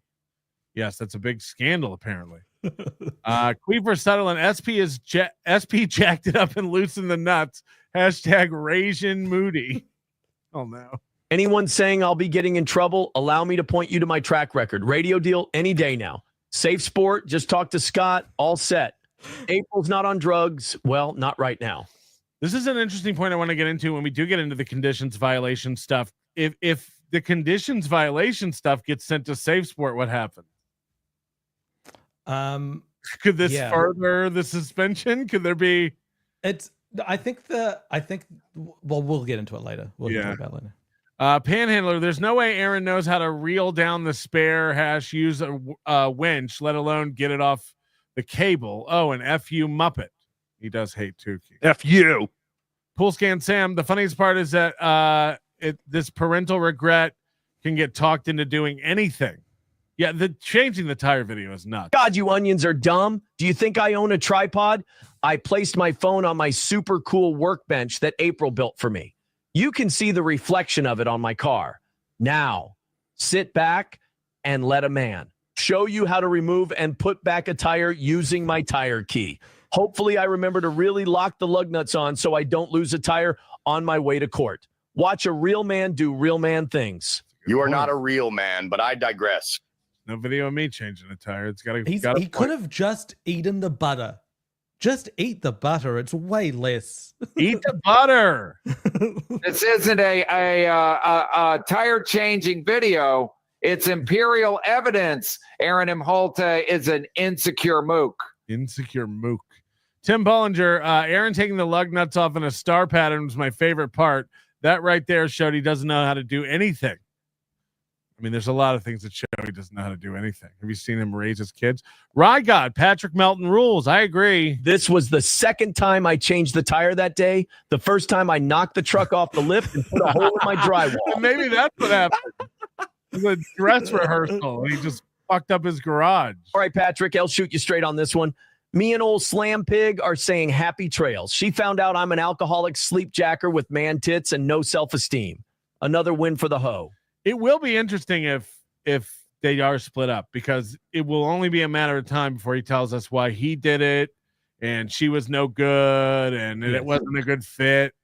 I always stay with people for a year when I don't enjoy them and they're the worst. Yeah. It's great developmental stuff for your kids when you keep introducing long-term partners into their lives that 100%. then end up leaving. So good.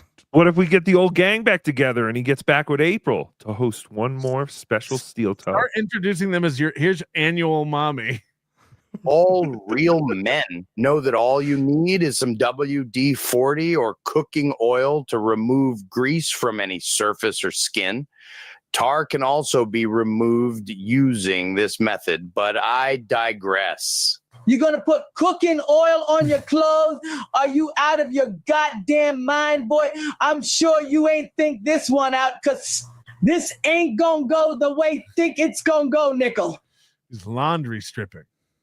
Shmuel Buckman, Carmick announced a new chick last night. Coincidence? Oh, no. Carmick is in Minnesota. I wonder if Slam Piece has moved on up to a real man. SP discovered that I love to eat cum. Like, really, really love it. He was maybe he kicked her to the curb because she never was glazed enough for him. Arizona Mesa Tom, gays, trans, blacks, Melton. Sorry, wrong podcast. Yeah. Moody, I would really love to press my head up against yours. Want to sit on my lap and talk about the first thing that pops up. Had to be Ella. No, thank you. Fatty Patty. And I mean, Melton, God damn it. Hold on. Give me a minute. I had something I needed to say. Wait, but what was it? God damn it all to hell. Wait, give me a minute. Eat some crackers, Kevin.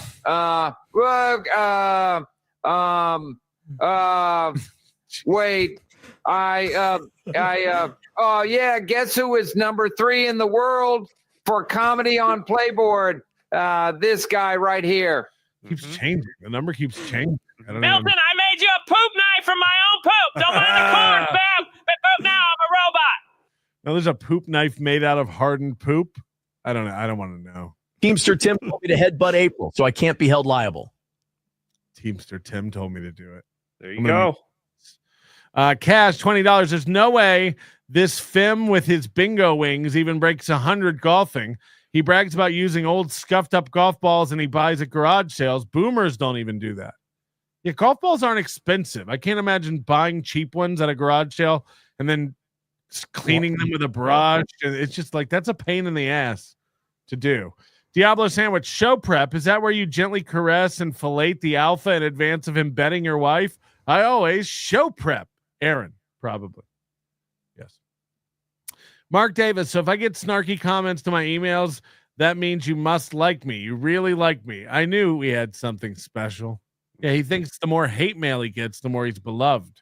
The haters are the best. I take them in my arms, spin them around, turn them upside down, oil check. I send them on their way, and we get on with breakfast. Jesus Christ. Keel says, rip ski mask. Yes, rest in peace, ski mask, wherever you may be. Keep running that mouth, Patrick. You won't be laughing when the Tahoe rolls up. Movie Wise is coming for you. Blap, blap, blap. Yeah, you. And suck it, suck it. Bring me back one of them Dubai chocolate pink box specials, button boy. Talking about the pink box Dubai chocolate donut. I don't think Aaron can afford the gas to get to Vegas, so I'm not really worried about him driving. I built a out. Python script that connects to my email via IMAP, passes every message using natural language processing to detect malicious content, and logs the results into a PostgreSQL database with threat scores and metadata. I considered just manually logging spam in a spreadsheet, but that felt too basic and error-prone for the volume I get. Creating a custom dashboard for it. You get so many emails. Why would you use Postgres? Just use SQLite. You're just doing an application for yourself. Right. You're just hacking something together. Have you ever used words to describe words, then use those words to paint a picture with words? Well, I happen to be really good with words to describe words and events. Just words. Words definitely mean something when used correctly, especially to the state. I too have words. I do have words. By the way, I enjoyed you and the potato and Jake Hudson on MLC recently, Tookie. That was fantastic. It was a lot of fun. It's always a lot of fun to fuck with Jake. Can you give us a little Jake talking about steel toe? Hey, Patrick, did you hear that Steel Toe might be going to jail? Come on, Jake. Come on, Jake. You're doing good. Yeah, can I ever tell you that I once had Opie on my show? My show. Patrick, when are you? Patrick, when are you gonna have me on your show? I told him to stop. I told him he was harassing me and to stop emailing me. And he I stopped. wasn't harassing you. I just wanted you to do my show. Jake Hudson emails me nonstop. He emails all of us nonstop. You're not special. Yeah, I know. No, I'm just saying. I talked to Kiki about it, and she couldn't believe it either. It was crazy. Here's Aaron later in the week. Of course, he said it was like a perfect week. They didn't have to do the goal, just doing a show. It was a perfect week because someone fucked up. Starts getting a little tenuous, I think, later in the week. All right, guys, we got about 40 minutes left in the show. We're $85 away from today's goal. Just a couple bucks at a time, please. Let's start getting to a spot where we can maybe knock this thing out and have a perfect day. This is embarrassing. Let's not knock it out. Let's get to a spot where we can. Yeah. Makes sense?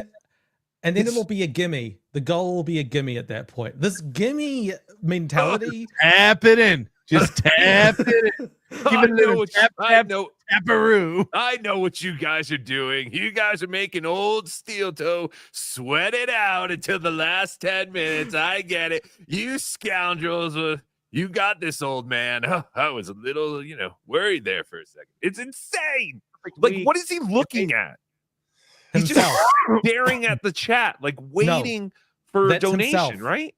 He's looking at himself there. Yeah, he's watching himself. That's what's on that monitor. When he looks that way, he sees whatever is up on the screen right now.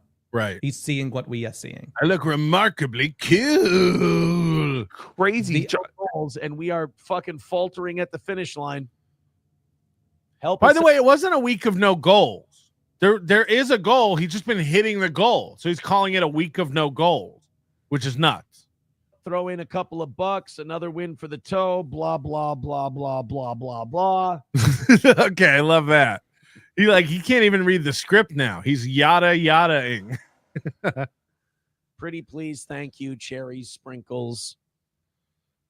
Let's get the win, please. He's so entitled. Praline peanuts. We don't have to be dropping, we don't have to be dropping $85 at a time. Let's just all drop some gifted memberships and let's call it a win.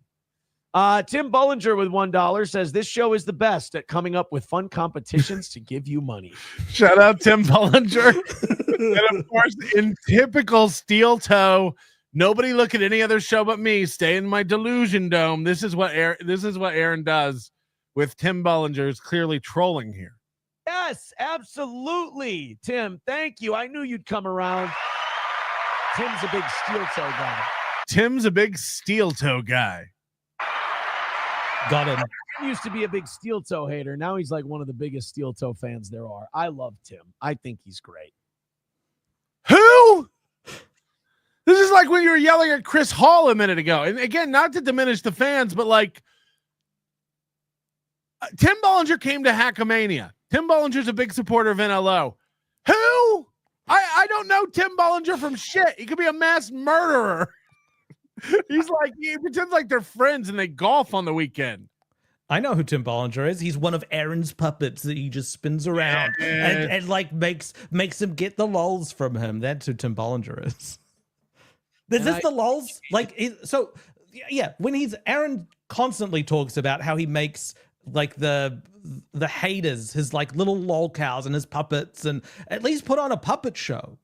Show us my lol cow. Make it funny. Instead, he just says that's what he does for his own amusement and then moves on. All of you are my lol cows. It's like, okay. I don't think you know what any of these words mean. I guess this was this morning. I hadn't seen this. This was this morning. Him again. For a guy who's not worried about anything, he's getting pretty hostile. And I guess today he's had it with all of YouTube for some reason. Hey, YouTube, I'm going to let you go. We've got links that we got to get to. They're starting to pile up just a bit. The first one is from Miss Tay, and it's titled "I'm Retarded," so I'm sure it's going to be great. Let's cut you guys loose. You're fucking awful. You guys are terrible. You're going to go over to Rumble. Let's have some fun. See you later, guys. Sorry if you're seething. I just always whoop your ass. You're I don't know anyone who's the best in their field who never shuts up about being the best in their field. You know, it's like can you imagine an Olympic podium where the person on the first place position keeps looking at the second and third place? Like, you guys, I don't know what's wrong with you guys. I just keep on winning. Look at you with your silver and your bronze, just losers. I mean, I'm the number one if you haven't noticed. It's almost like he's acting like a professional wrestler, but Aaron has always told us he hates all this professional wrestling stuff. Is So he it wearing can't a be wrestling shirt right now? Yes. Hey, you're gonna be okay without me. You'll be all right. Are you going somewhere? He thinks he's cute. All right, let's say goodbye to those guys. They are, oh God, I really made them seethe today. They are, they're just not happy because I guess I don't know what they want from me. They're really seething. Proceeds to seethe. it's like, God, you see how they're seething? God, they're seething so much. Well, Aaron has always said that the YouTube chat is very, against Aaron. And then he pretends that the Rumble chat isn't, even though it's basically the same people. It's crazy to me because he has banned everyone from YouTube again. Yes. By the way, just undid it 3 or 4 weeks ago, but now they're all banned again. So it's highly curated, and they still get to him.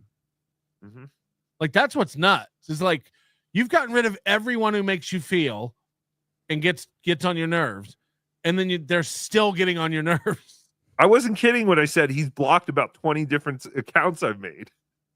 Somebody in the chat says his YouTube chat actually goes backwards. Yes. Supposed to have, like, until I'm beheaded, they'll be like, "Oh, Steel Toe got away again. They didn't behead him." What?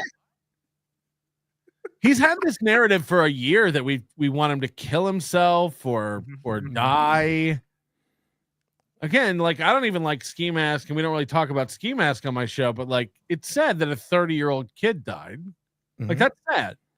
There's a lot of life left. It would be sad if a 38-year-old father of 3 died. Like, absolutely. No, it wouldn't. No, it wouldn't. Look, it might end up being a net positive for those children in the long run. I'm not going to even dispute that. But if Aaron died tomorrow, it'd be sad. At least there would be an end to their embarrassment. It wouldn't just keep going on and on and on twice a day sometimes. He's That's a young the thing.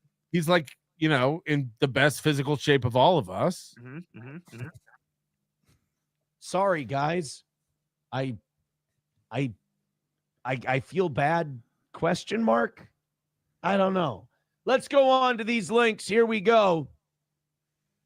Nova says truth and honesty is what people want, but you aren't capable of that. No. Reality isn't what you want it to be. Therefore, I can't be telling the truth. I mean, I've nailed everything. I've been right about everything. That makes some people unhappy. Is anyone right about everything? No. How could that happen?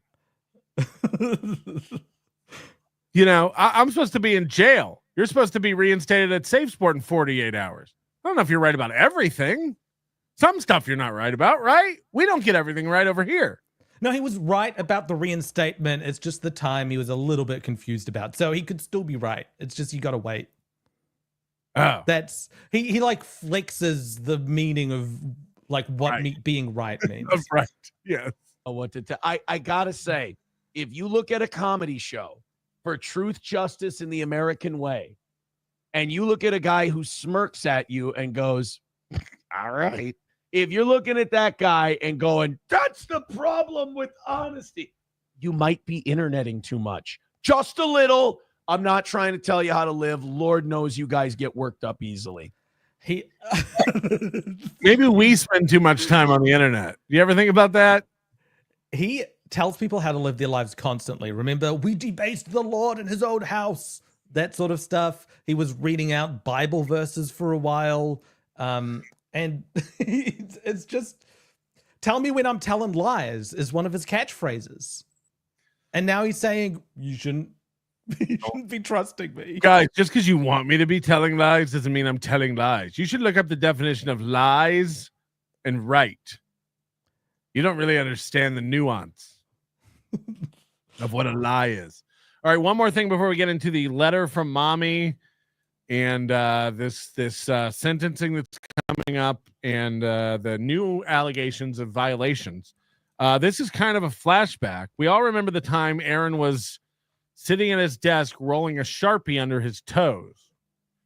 And then he looked down and he found out it wasn't a Sharpie at all. It was Gordy's shit.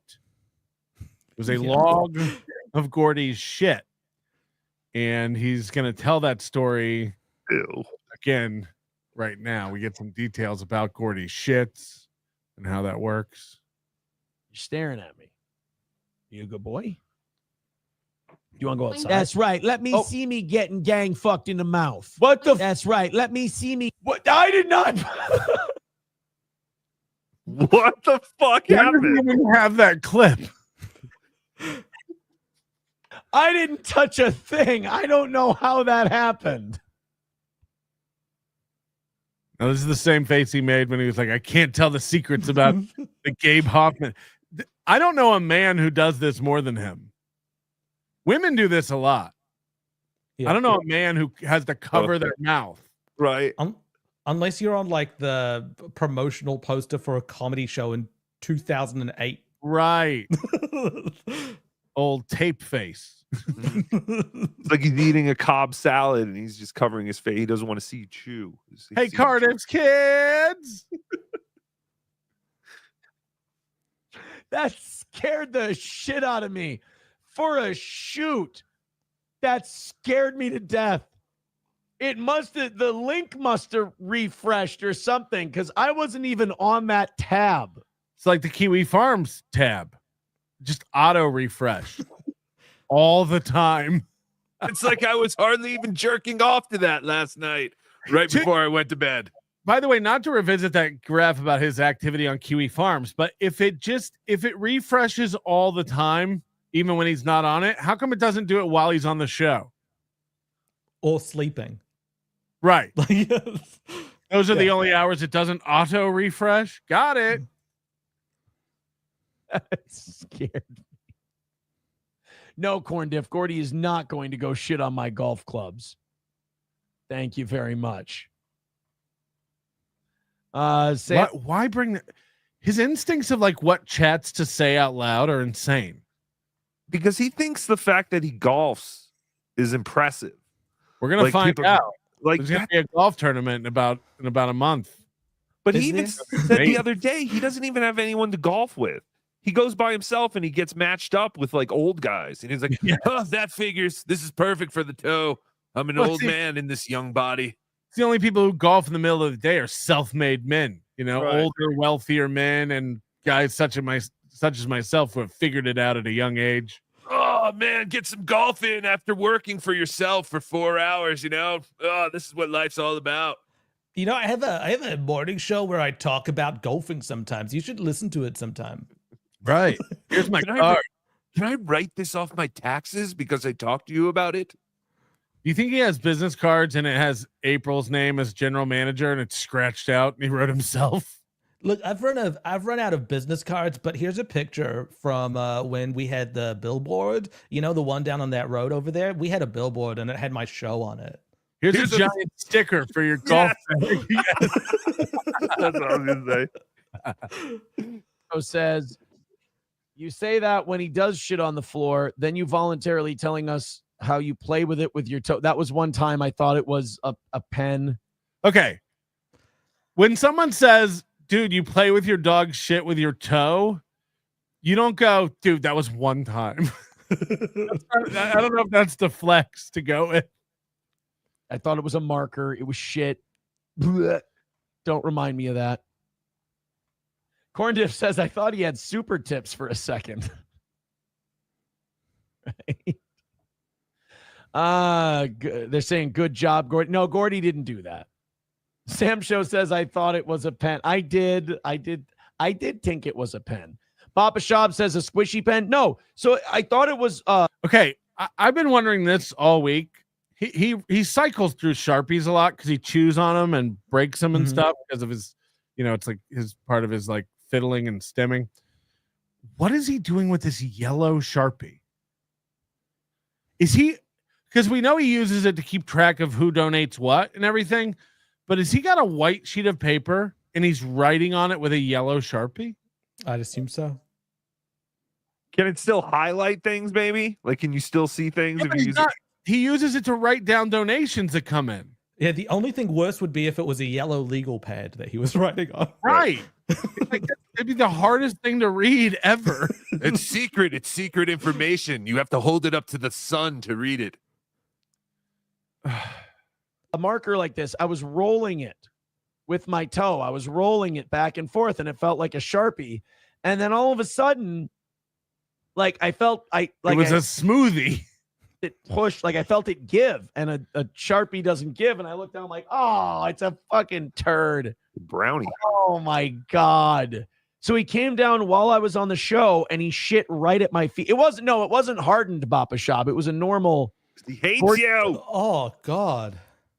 He hates you like Tookie hates you. Dogs aren't supposed to do that. Yeah, I've never had my dog come up to me and shit at my feet ever. The handful of times my dog has shit in the house when she was sick. Yeah. She goes to a part of the house nobody uses. She's smart enough to know, like, we don't shit where we eat. Like, so she like is ashamed of it and like goes into a corner of like a room no one ever goes in. Like, she doesn't shit under my desk at my feet. This dog shit in his bed, don't forget. Multiple times. Or they shit in front of the door because they couldn't get out or something like that. The only time my dog has shit in the house is when we came home and there was diarrhea next to the door.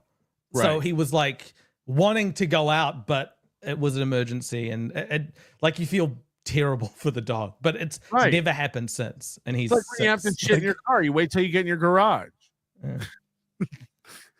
Doing the show, and this is where like I can't blame him. Like if he shits by the door where he goes outside, or if he shits like where I'm sitting, I can't blame him because that's my fuck up. He tried to get my attention. He tried to go outside. You shouldn't have a protocol for if your dog shits in the house. If like it happens all the time. It happens a lot. If you've had to set up rules and things that you need to do when your dog shits in the house, it's happening too often, and you have done something wrong. Get a dog door. Let the dog go in and out as it pleases. Jesus Christ. Why are you going to tell this guy how to live? I fucked it up. And now he's just laying there like a good boy. Or if your dog is doing this continuously and you know, like, I've got to do a show and he might have to go because he hasn't gone today, put down a puppy pad by the door. Like, there are other solutions. Go outside. Corn Diff says he played footsie with a soft turd and thought it was a marker. It's almost like it's too late because this dog will have shit in the house so much that the house will smell like shit and piss to him, and he'll be like, oh, this is where we go. Like, this is where I'm supposed to go. It's fine. Rusty Grammar says you couldn't smell it. Dude, I don't know if you know about Chihuahua shits, but they're very small. And yeah, they really don't smell. They come out firm. Is there any shit that doesn't smell? They smell. Tookie has a Chihuahua. They smell. Smells. It smells bad. You know if your dog is shit somewhere. Like, even outside, you can smell it. Yeah. They're kind of hard turds. You just said it gave when you pressed your toe into it. There's shit underneath your toenail. Let's be honest. Very long, obviously, because they're small. They don't stink. They really don't. It makes them a bitch to clean up, like in the summer when you want to clean them out of your yard. So this is another funny thing because we've heard that he doesn't clean up the dog shits in the winter, and then when all the snow melts, he has to go out and pick up thousands of frozen dog shits. I'm seething. You know how in the summer when you pick up after your dog, it's like, what if you pick up after your dog all the time? Just pick up after your dog. Yes. Like. Because they're very small, and if the grass grows a little, they can kind of conceal them a little bit. Miss Tay with $10 says Gordy is my favorite toe boy. I love that no one knows how to spell Gordy because he spells it so weird. That's Jordy. Yeah. At $93. I think that's going to put to bed the competition for today. The competition for today. Now, we've heard he always does some weird little like mini grift contest. I've never heard this one. Listen to this. Listen to this competition that he tried to get money going for. It's going to be a YouTube victory for Corn Pop and company. Let me just give the Venmo and PayPal one more what for to make sure. Yeah. It's going to be a victory for the YouTube crowd. So he's trying to play YouTube off PayPal and Venmo. And I'm trying to figure out how that incentivizes an individual giver to the show. They have to sit back and go like, well, who do I want to win? Venmo or PayPal? How should I give? Yeah. What's the contest? It's very clever because rather than should I give, it's where should I give? So he shifted the goal. Right. It's getting pathetic and desperate. 93 and Rumble is at 82. Or I'm sorry, PayPal is at 82. Rumble's at 55.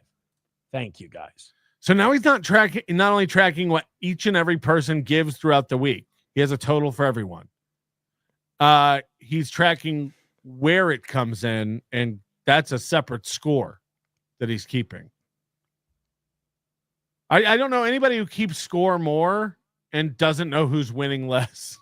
But who cares? I always thought Chihuahuas shit pellets like rabbits. No. They got like little turds. Chad Buzamok says Aaron knows a lot about shit. Explains the show.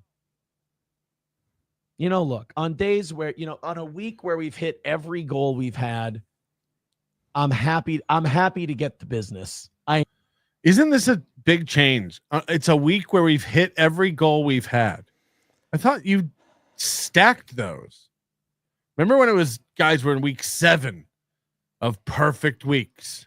There was streaks, and then there was also the quads and the quints. So he's looked both behind and in front as far as how much he's hitting the goal. And now it's what he did it with Johnny this week too. On Monday, I didn't pull the clip, but he said to Johnny, he's like, dude, so our goal is so small tomorrow. And Johnny was like, I like it when like we come in and there's no goal or we knock it out right at the beginning. And he goes, yeah, we're like, we could get one ahead. He comes up with this idea every 3 months. He's like, what if we knocked out tomorrow's goal today? And then tomorrow we knock out we'll never have to do goals. It's like, dude, I can't. It's Groundhog Day with this dude. He comes up with this idea all the time. It never works.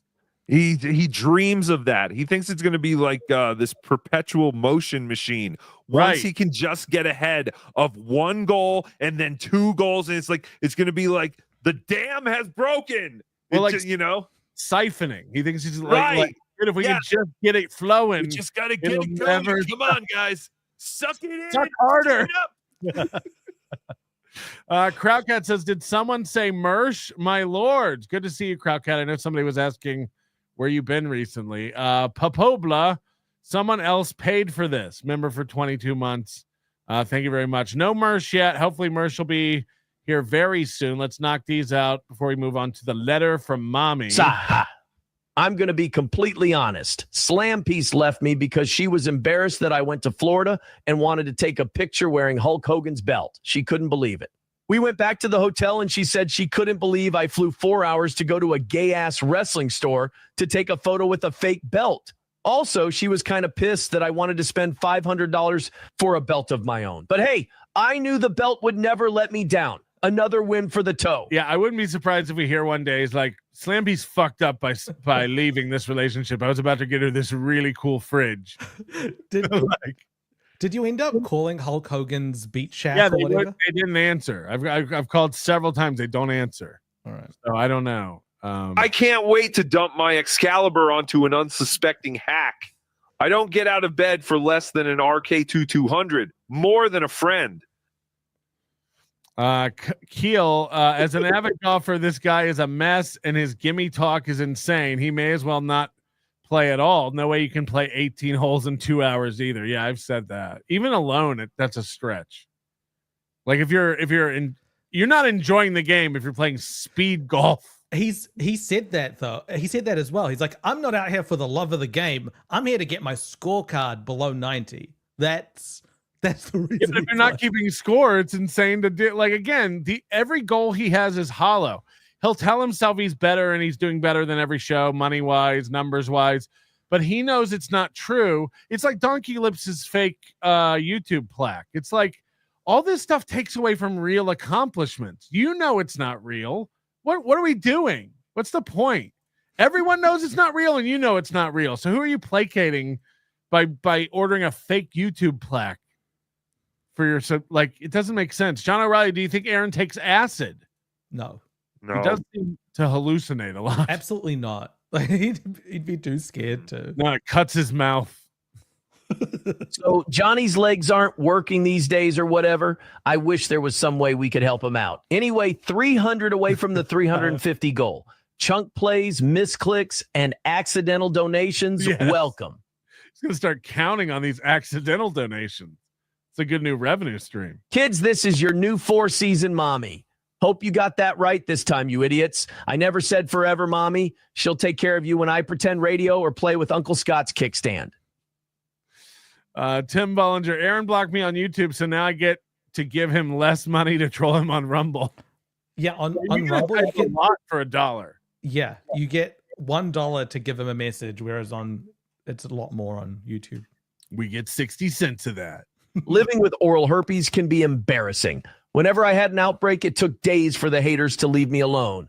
But then I talked to my doctor about Karmic X. Ask your doctor about Karmic X today. Common side effects include dry mouth, seething goal brain, and Tookie bones. Consult your physician if urge to start podcast with a potato lasts more than a day. Yes. Good disclosures.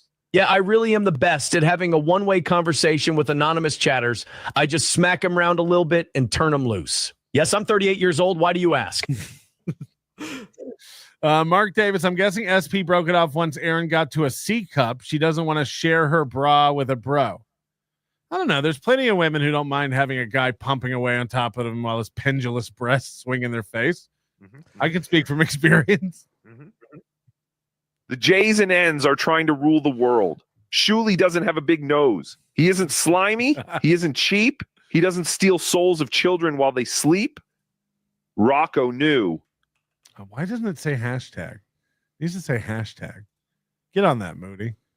It's Friday. That means Goldfolds is here. Long live the Grand Mef Do. Hip, hip, hooray. Hip, hip, hooray. Inshallah hamdulillah. Are you okay, baby boy? Sorry I make you feel so much. Curious since you don't understand a word I utter.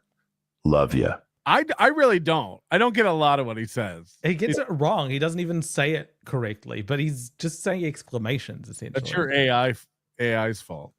New on the Onion Shop. Emergency boxes. They read beat glass in case of Steel Toe's death. Filled with party hats, noisemakers, and aged charcuterie selects. Buy now. You almost got it right, but you wrote beak instead of break. That would have been a perfect chat. Moody. PostgreSQL handles big data Here we go. and high traffic with ease. SQLite's great for small apps, but forcing it into production under load just shows you don't get scaling. Yes. I understand scaling. It's just what you described earlier was like a small applet to do a data scraping sort of exercise, in which case I don't think you need to worry about scaling. Just admit you were wrong once, Moody. Admit it. You were wrong. This is why Super Tip has so many problems. Atomic Dogma. If he is colorblind, he may see that yellow marker quite well on white. Explains the wardrobe too. Is that true? You'd see anything on white if you're colorblind. Oh, yeah. I'm good enough. I'm smart enough. And doggone it, people like me, now give me money. Now give me money. You are wrong again, Patrick. It's a black Sharpie, but the cap was lost, so I replaced it with a color I never use. How did I lose it? I shove a Sharpie up my ass and sit on it during every show, and this one came back out without the cap. Wrong as always. Another win for the toe. No cap. No cap. No cap. Goldfolds is back. In Islam, dogs are generally considered impure, and there are various opinions about keeping them as pets. While some scholars allow for the use of dogs for specific purposes like hunting or guarding, many Muslims avoid having dogs in their homes due to concerns about cleanliness and religious teachings. Grand MFDU, what is the specific purpose of your dog? Homdadi La. What's the purpose of your dog, Moody? What's the purpose of your dog? It sounds like, like when an alien comes to Earth and is like learning the humans' ways. And what is the purpose of your Right. dog? It's What is love? If you asked Aaron what the purpose of his dog was, he'd be like, well, April wanted it. And I said no. Hurt her. Teachings regarding black dogs, particularly that the Prophet Muhammad ordered the killing of pure black dogs with certain markings, referring to them as devils. Devil dog. Oh, a devil dog. That sounds good. Mike Party, $2. So that puts him at 24th on the weekly leaderboard. We keep $1.11 of that. YouTube morning audience up today by $4 to where why changing to our of your word door key and over sample zio minnow day audience. Who's on Whippets now, Aaron? I could never gun you down on the strip, Melton, because then I would have to admit that the internet is real and I'm seething. I guess that's true. Ladies and gentlemen, he's here. It's finally happening. Mersh is joining the program. Fellas, I'm very sorry. Yeah, we had a movie review we did for ROTC today, and apparently it was Boat Trip, and I was told it was 90 minutes long, but apparently we did the fucking Criterion collection. It's fine. We did You're the right. Zack Snyder cut of fucking Boat Trip, apparently. My bad. You're right on time. We're about to get into Aaron's letter from his mom and then the conditions violations. So All right. Well, I apologize. I'm on a mobile hotspot because apparently it's a nightmare here in my town today, and I have no internet. So let's do it, though. I love making fun of Aaron. All right. Sounds good. This is Aaron talking about the letters that he's getting. You know, his sentencing is Wednesday. He's got to go before the court, answer for these revenge porn bullshit charges. Did you get your letter in, Mersh? Aaron has said you guys are buddies before. Did you write a letter? It's my understanding that the only people who confirmed to have sent in letters are Keanu, Gino, and his mommy. Well, it's interesting you say that because the letters become public in the record, and the only one that's come out is the one from his mom. Ouch. There's no other. He said there's so many, but he can only mention letters from two people, Gino and Keanu. But we have not seen those letters. And there's something even more nefarious here.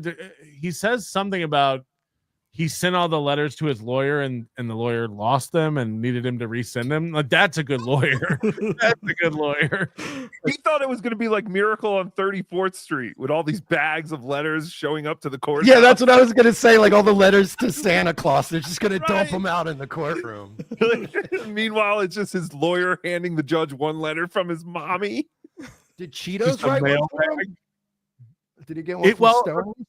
Okay, it's going to be interesting here because Johnny's on this show with him, and I don't know if you've seen this, but let's watch Aaron talk about all the love he's getting in these letters. Fight. I get down to 215 when I take a fight. Oh boy. Yeah, but you don't stay there very long. Well, they're handing my membership back to me at the end of the month here, so hopefully I'll be able to take a fight pretty soon. It's the longest 48 hours ever. This And also, what's holding that up, Aaron? What's taking so long? Is it the thing we all said it was? Or they had to order a cake and get some balloons, so they want to schedule it. You got to give them time to set up a party. Johnny looks like he's crying. Mersh, did you send a super chat just before this? No, look, I'm not responsible for the last 6 times Johnny's cried, so I don't want to hear it. Yeah, why are you bringing up old shit? By the way, the funniest was when he cried. What killed me was when he says, "This is the part that I had to replay 100 times." When she goes, "Are you okay?" And he goes, "No, I fell and I made a mess." Water. Water. It's the best thing. I made a mess. It's the best thing that you could spill. Water. That's something your 8-year-old says. Right, Like, right. He's got daddy, and I made a mess. I only make $20 for this. I'm gone. Yeah. It was By the way, amazing. Johnny, none of us would have known. You could just let the water sit there, do your show, and then play it cool. I don't care if I pissed myself on the air. I would just go, all right, let's just go. Just sit in we'll it. steam ahead. I'll get this piss off me later. It's fine. God damn it. My LED light bar got wet that I got on Amazon. It's not going to work anymore. Just end this. I'm out $18. He's the Fez Watley of the Dabbleverse. Oh, okay. I gotta resend. I sent something and I gotta resend it. I'm sorry. It was kind of a right now sort of thing. I've got a shitload of people writing letters. Sorry, that was his letter from his mother that Yes, he just sent to the forwarded lawyer it live. because you can see the timestamp on the letter from the lawyer. It showed it was during this bit on the show. Yeah. So in the middle of the show, he's forwarding letters of character. What do you even call it? Character. What The character references. Yeah. Characterization letter. I don't know. For the sentencing thing coming up. Mm-hmm. And my attorney's having it like there's a lot of volume. And he's like, look, can you resend me this? Can you resend me that? Who's this lawyer that doesn't have a folder or some sort of system to keep track of stuff per case? Can you resend that? I lost all the stuff you sent me. First of all, it shows you what a priority Aaron is on this guy's docket. Like, he's not keeping up with the stuff.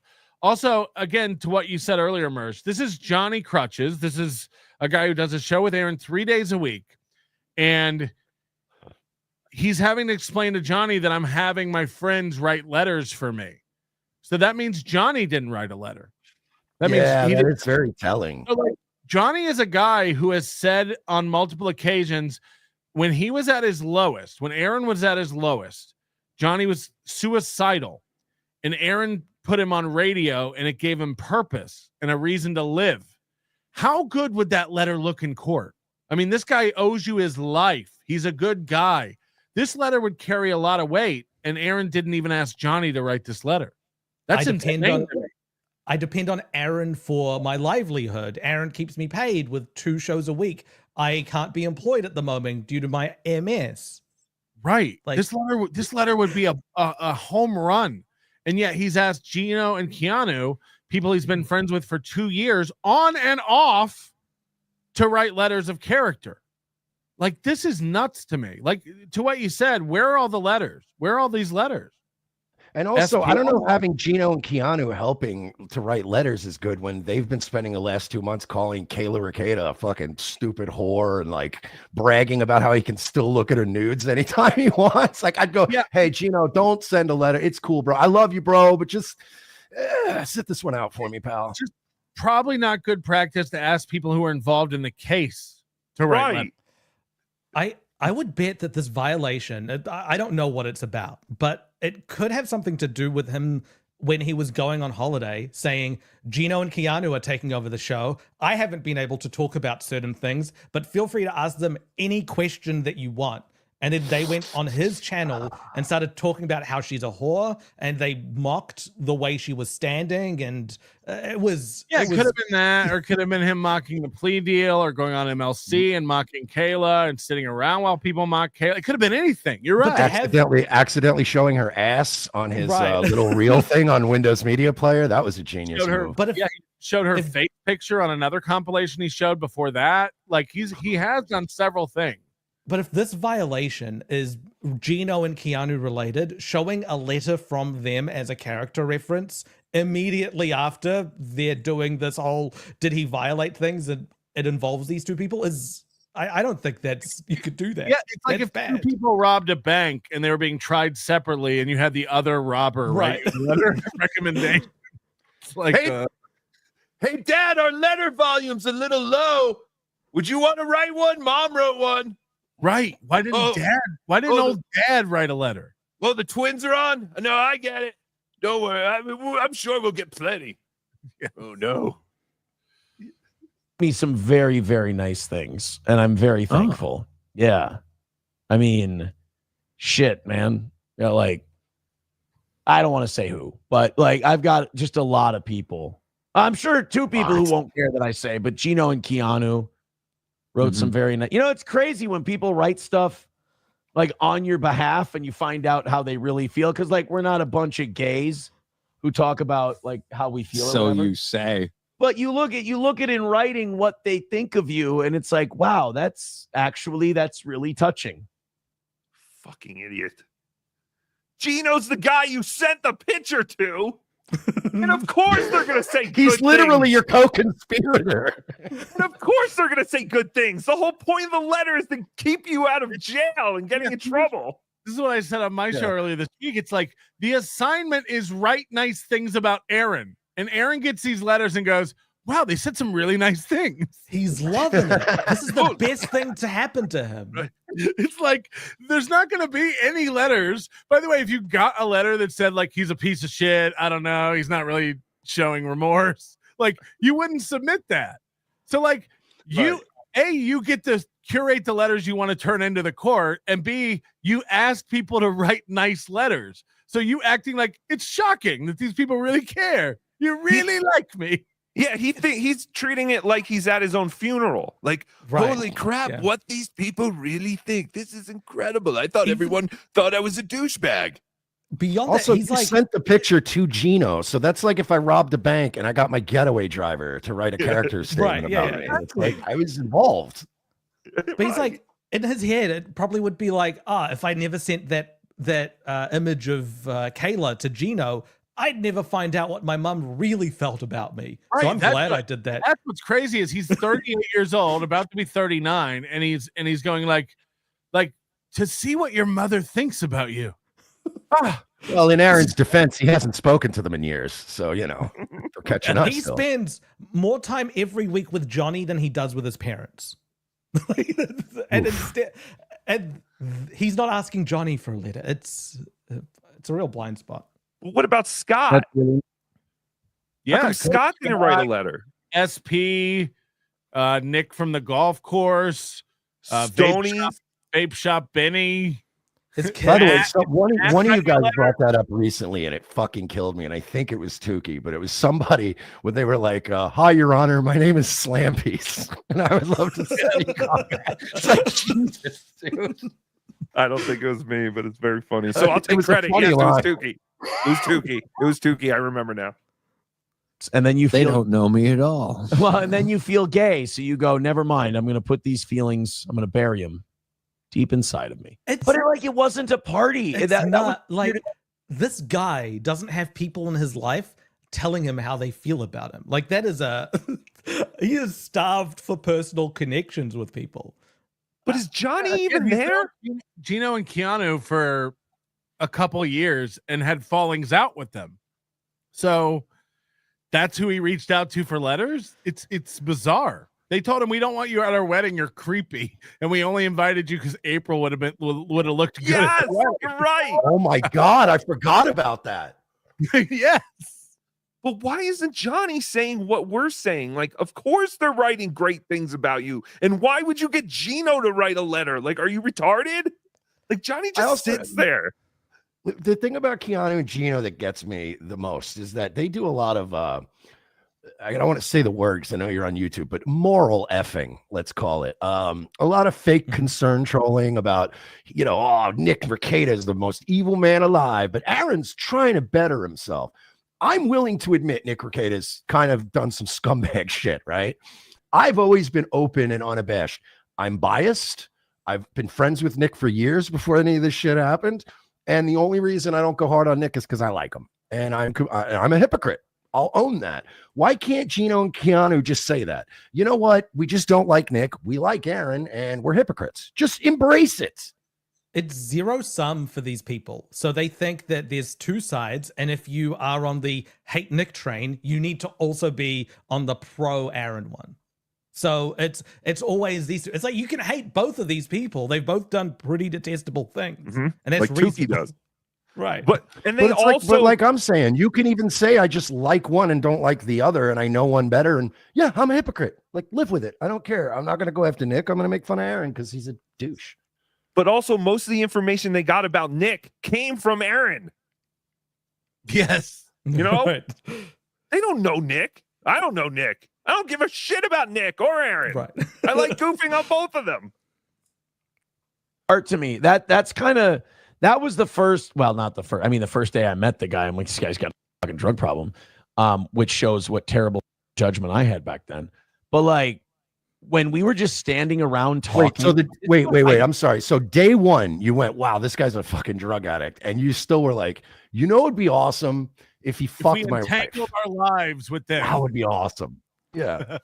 Think of the subscribers, April. Think of the likes. You know that's what they were doing, though. He was picking out her bikinis for him, going, get in a fucking hot tub. We're hurting out here. I got to pay you. I got to pay this useless fuck Johnny. Like, we need to do something here. Work that ass for the goal. You know, I have been looking. I have been in the market for a piece of shit to fuck my wife. Like, that'd be. Yeah. My favorite part of the hot tub stream was where out of nowhere she goes, oh yeah, Mersh should be here. That would be so much fun. And I'm like, oh man, Aaron was dying inside. Yeah, just because the hot tub would have overflowed. Oh no! Stop it! He is our guest. A lot of water displacement. Water out. Yeah, of course. Trust me, I have one. Any of like the swinging stuff. But like 4 people just standing there talking, and this mother takes out a bullet, puts it on the thing, and just rips a quick line. It's like, that's not like I'm having a good time. Let's keep the party going. That's like, I need this to survive. I need this to hang on. Because like casual conversation where you could be talking about countertops or whatever, and you just bing, bing, bing, bing, bing. I'm doing the Keanu thing. Bing, bing, bing, bing, bing. To be fair, if you're a Coke addict and somebody's talking about countertops, you probably remember you have some Coke and you put some out on the countertop. Right? Oh shit! I know this. Anything you look at, a mirror, a countertop, a CD case, you're like, oh god. Aaron is. What year is this? But Aaron is. I don't know. He's telling these stories in an attempt to make Nick look as bad as possible, but the like logical follow up from that is, okay, but why did you choose to entangle your life with him?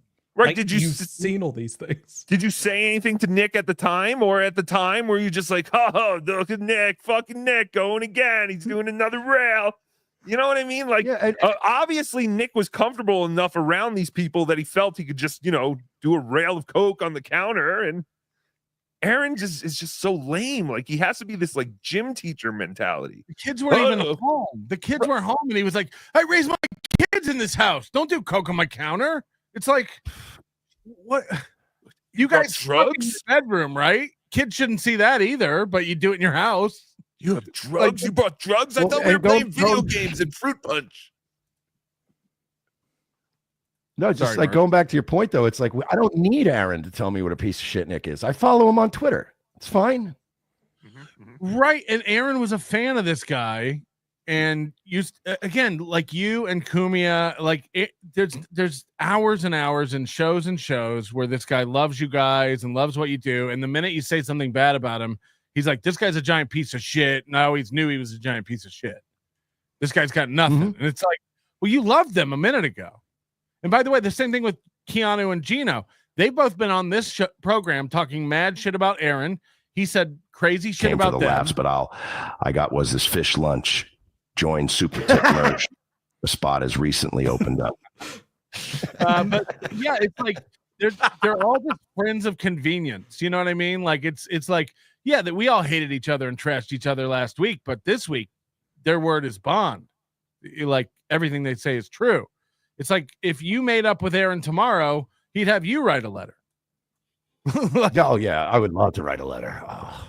Speaking of the letter, we got his mom's letter. Let's see how much his mom knows him and loves him. God damn it, you stupid idiot. Bing, bing, bing. You make me want to do coke of a vertical mirror.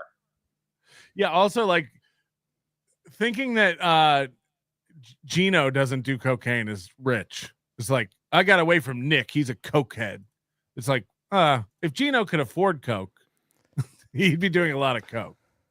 I kind of, I gotta say, I kind of doubt it because, like, I knew Gino like 15 years ago, and he's always had cokehead energy, but I've never seen him do coke. Really? Like, I've never seen him even like dip into a bathroom.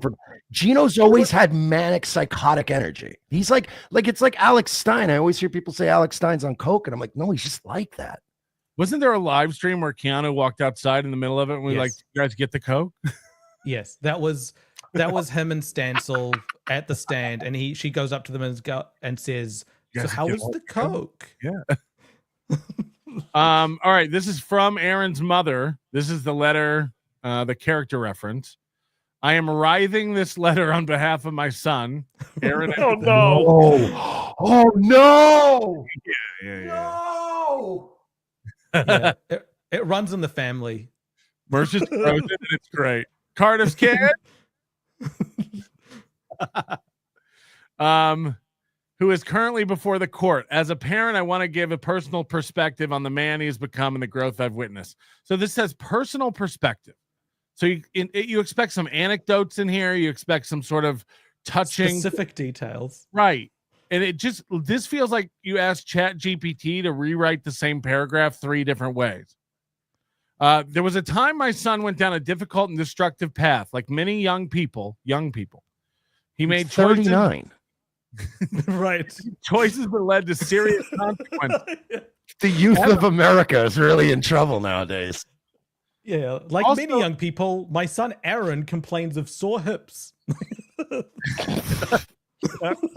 And arthritic hands. But this is his first felony ever. So this is actually the last time he's been in trouble with the law and his most advanced age.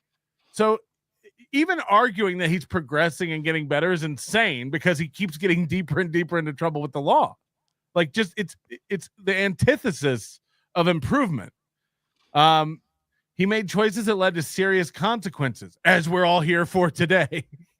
As a parent, it was heartbreaking to watch him struggle, but I never gave up hope that he would find his way back. Over the past year, I've watched my son take full responsibility for his actions.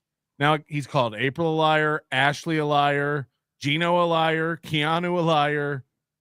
Like, so is that? He's even saying like the stuff in court is like, it's just bullshit. It's just Bullshit, retarded yeah. bullshit. Well, it's a little slap on the wrist. We'll be all right. These guys don't really believe said it. he was It's like, I what? was gonna eat that felony. I thought I was gonna eat that felony. You're He gonna said he eat was that felony, blackmailed. Aaron. I'll see to it myself. Aaron, when I'm done with you, you're gonna do life in prison. Mark my words. He has worked hard to rebuild what was broken, both within himself and relationships. Now, April's gone. Gino and Keanu had a falling out. SP is possibly gone. We're learning. Co-hosts have left. What relationships have been mended, other than Gino and Keanu? What relationships has he repaired? He got his daughter, his 10-year-old daughter, tickets to Weird Al. So I'm sure that relationship's severed now too. So there's 3 relationships mainly. It's the ones with his parents, who he kind of disowned because they didn't like April, and the one with Ashley as well, which to get those back, he just blamed everything on April. He said everything was her fault. She was a manipulator. I see the error of my ways, and I'm sorry. Are you sure? Because here it says he took full responsibility. Yes, he's saying, I am responsible for not listening to you and marrying April. I'm sorry. Like that's what it was. Remember, because he told a story about his dad saying, you're making a big mistake with this. And that's when he left the campsite and never spoke to him for years. He is now working to steadily improve and carries himself with a maturity and sense of purpose I'd long hoped to see. We hit the goal. Suck my dick, losers. Sorry, I'm just the biggest heel in the business, baby. Sorry, I'm working all you marks. Like, yeah, no, you're really working on I told yourself. you I wouldn't go to jail. I told you I wouldn't have a felony. Ha ha. Have you seen the So Thorough Joe Burrow clip where he's read this letter out and intercut it with like clips of Aaron not doing things? No. No, I haven't seen that either. But we're almost wrapping this letter up, and we're still waiting on a personal perspective. He's working steady to improve. He's worked hard to rebuild. What? Like, where's the personal perspective? Again, this feels like it was written by ChatGPT. This just feels like ChatGPT wouldn't have said writhing. Yeah, that's a good point. It's not ChatGPT. There's spelling mistakes with the writhing, and there's also 2 spaces after every period. So this is handwritten by an out of it boomer. I think he actually hired like a Bangladeshi on Fiverr. That would explain the messed up, like the typos, but it would also explain why it's just so empty. Mom, put in there how I keep a clean garage and I'm good at golf. And how I Your can Honor, change a we want to tire. submit this video of him changing a tire.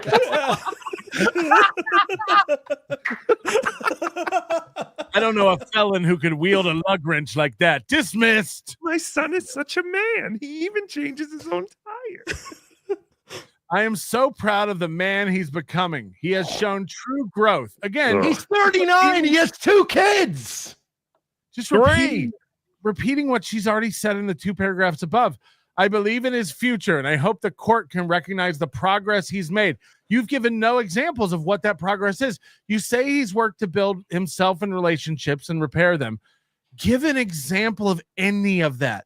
My son has attended therapy. He's admitted to me and his father that, our broken relationship was his. There's nothing. There's no specifics about the relationships. In the last year, I have seen him take ownership and become a better role model to his 3 children. Right. And No mention be of the more attentive as a children. father. Yeah. No mention of kids. No mention of. I believe in I believe the court can recognize the progress he's made and given him the opportunity to continue on his positive path. Thank you for your time and considering this letter as a testament to my son's character and rehabilitation. This feels like a letter that a mother of a 19-year-old is sending to a judge when he was caught breaking into the bowling alley at night. That's what that is. It's not a felony level letter. Right. He's just a little prankster. It's a foible. He's just a lovable scamp, my son. So then the news dropped this week. It hit the courts that the person in charge of monitoring Aaron and his conditions of release, which is again why he's been able to go free while this case is pending and finishing. He was to notify the court if he leaves the state.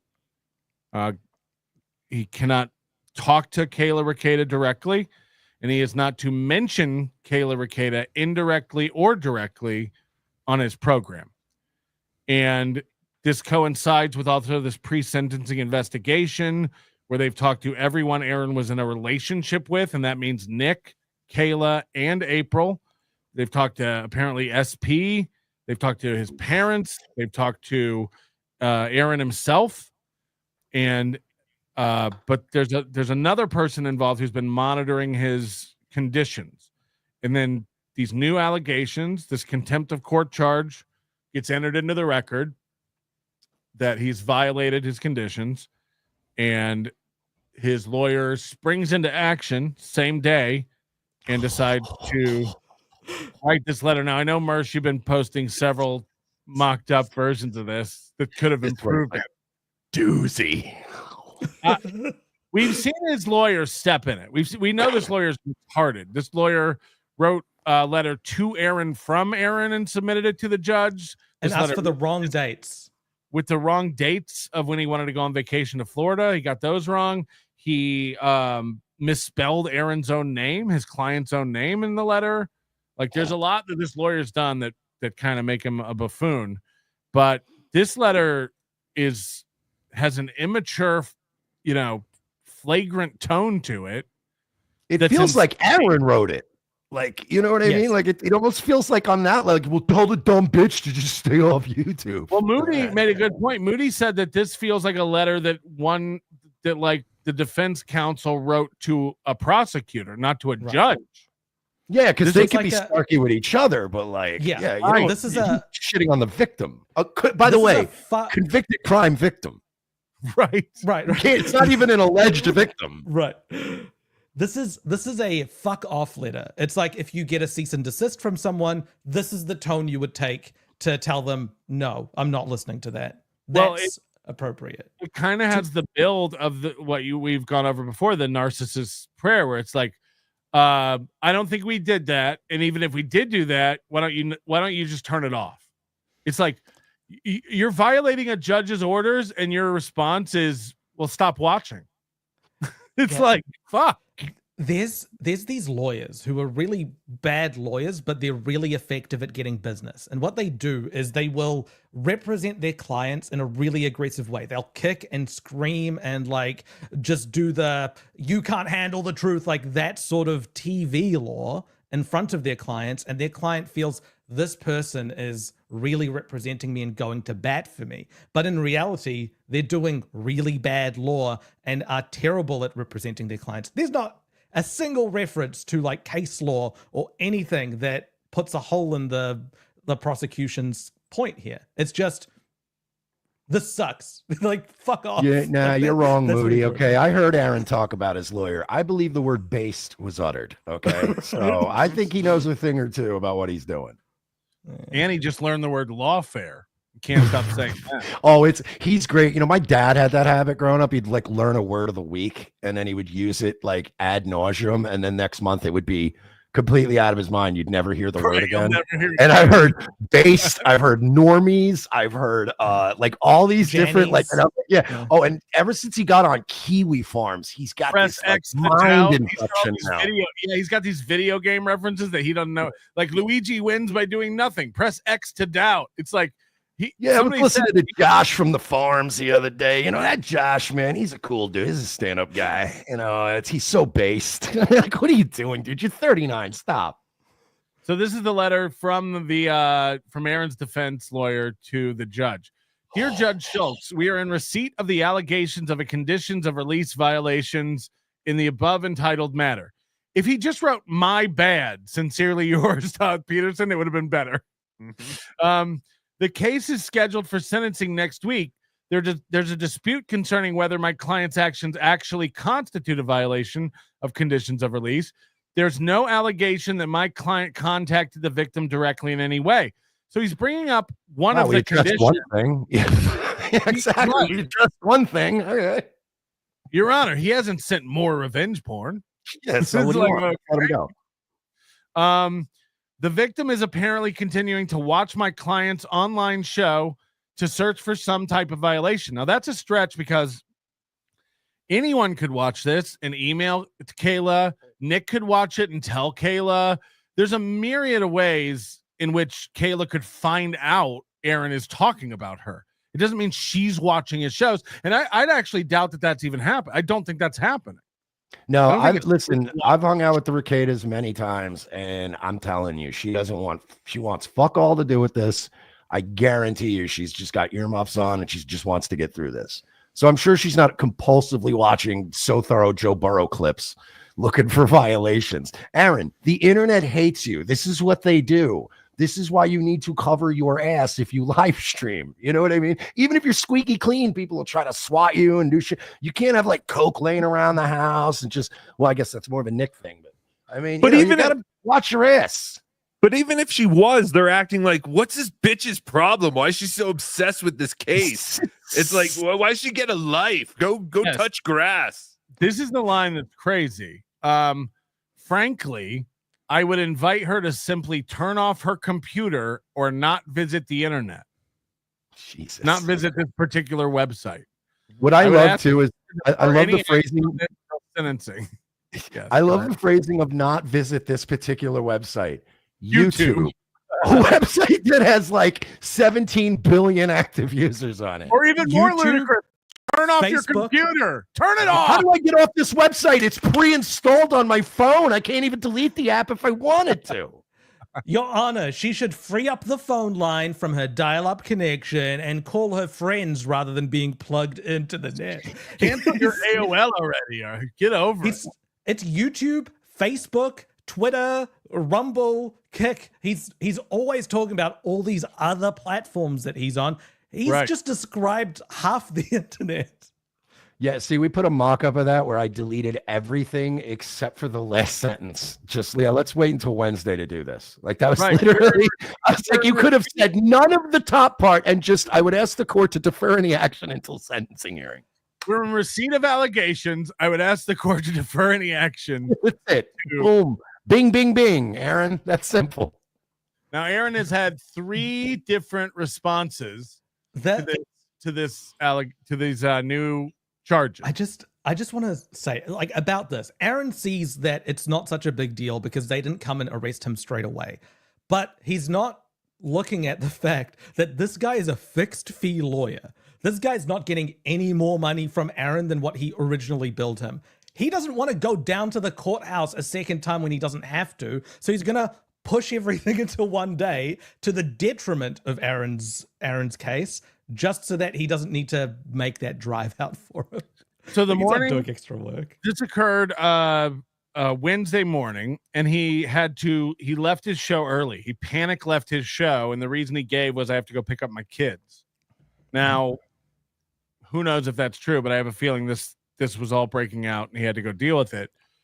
When he came back on his evening show, this is how he dealt with it. Everybody was waiting, pins and needles, to see what he would say. And this is his first reaction live on his show to those allegations. The people fired up. What happened? Something happened? Sorry, was I supposed to come to you like that? I don't know. Oh, just honestly, I'll address it real quick and then we'll do the show tonight. Just more stupid lawfare horse shit. That's all it is. I mean, I'm used to it. It's been happening for almost a year now. Just people cutting stuff together, putting it together, spinning it. It's like, you keep playing a 90-second clip of my 20-year career of podcasting of me saying pedophilic jokes, and you're going to call out people cutting together shit and out of context. Okay, Aaron. Like, holy shit. Also, you know, there is also a solution to this. If you're fighting for your life, if you're looking at the possibility of losing your ability to vote and own a firearm, and everything is falling apart, maybe stop giving these people material to clip of you until the ink is dry on your fucking deal. See, I think to Moody's point, his lawyer is such a shitty lawyer that he hasn't explained to Aaron how this works. Aaron has signed a plea deal with the prosecution, and therefore he thinks it's in stone. He doesn't understand that this judge could rip that up and literally do anything they want. This lawyer or this judge could, on the day, and this is before these allegations of violations, this lawyer could say, this isn't good enough, I'm throwing it out.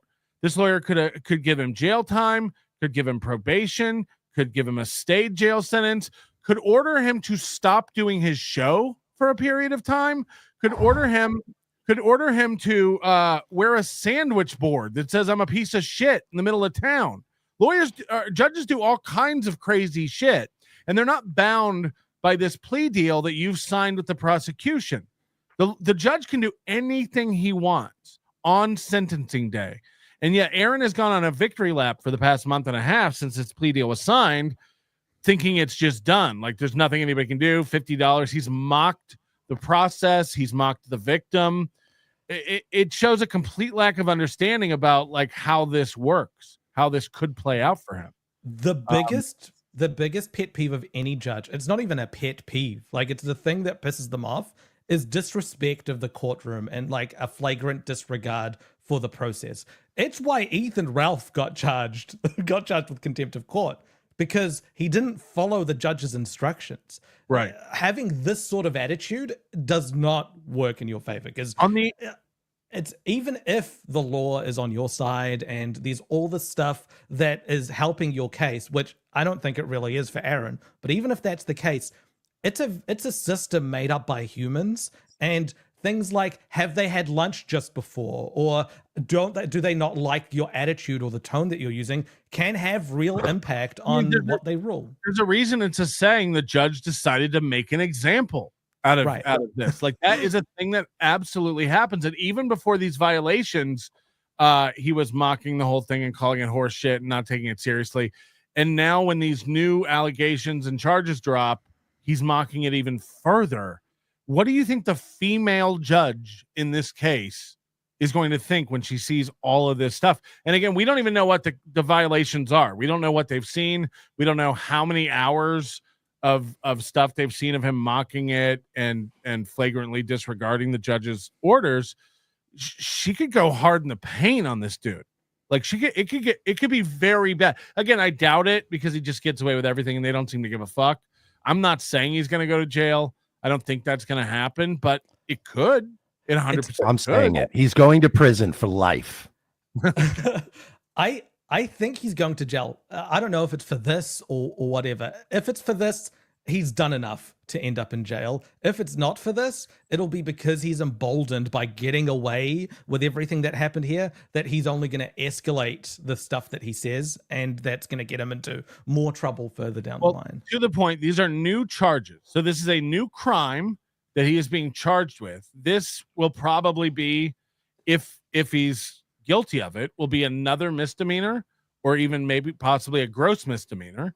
And that brings up the question, because he has a stayed jail sentence of 90 days from last August from violating the HRO from Ashley. This could trigger a 90-day automatic jail sentence for him. Straight to jail, 90 days. Yeah. And that doesn't even include this case. He's saying that these charges have no merits, which, I mean, they could very well not have merits. Who knows? But the consequences, if these charges are, like, if it's found against him, are quite dire. It's like if you're falsely accused of a murder or a rape or something like that, do you laugh it off and be like, haha, that never happened? Or do you lawyer up and take those charges seriously, because it could have serious repercussions on your life? Well, yeah, when I got my DUI like 10 years ago, 11 years ago now. Oh, I could get another DUI now, and it's just the first one. Nice. No, but when I got my DUI years ago, I treated that as serious as having cancer. Like, I was at the courthouse every time they needed me at 8:45. I was there. I was wearing a suit. I had all my paperwork, my ducks in a row. I was contrite. I was apologetic, and like I didn't mess up. I didn't mess up one piece of paperwork when I was on probation, because it's a serious thing. They violate you, and Florida's a little different. Like, they violate you one time and they are going to beat the brakes off you.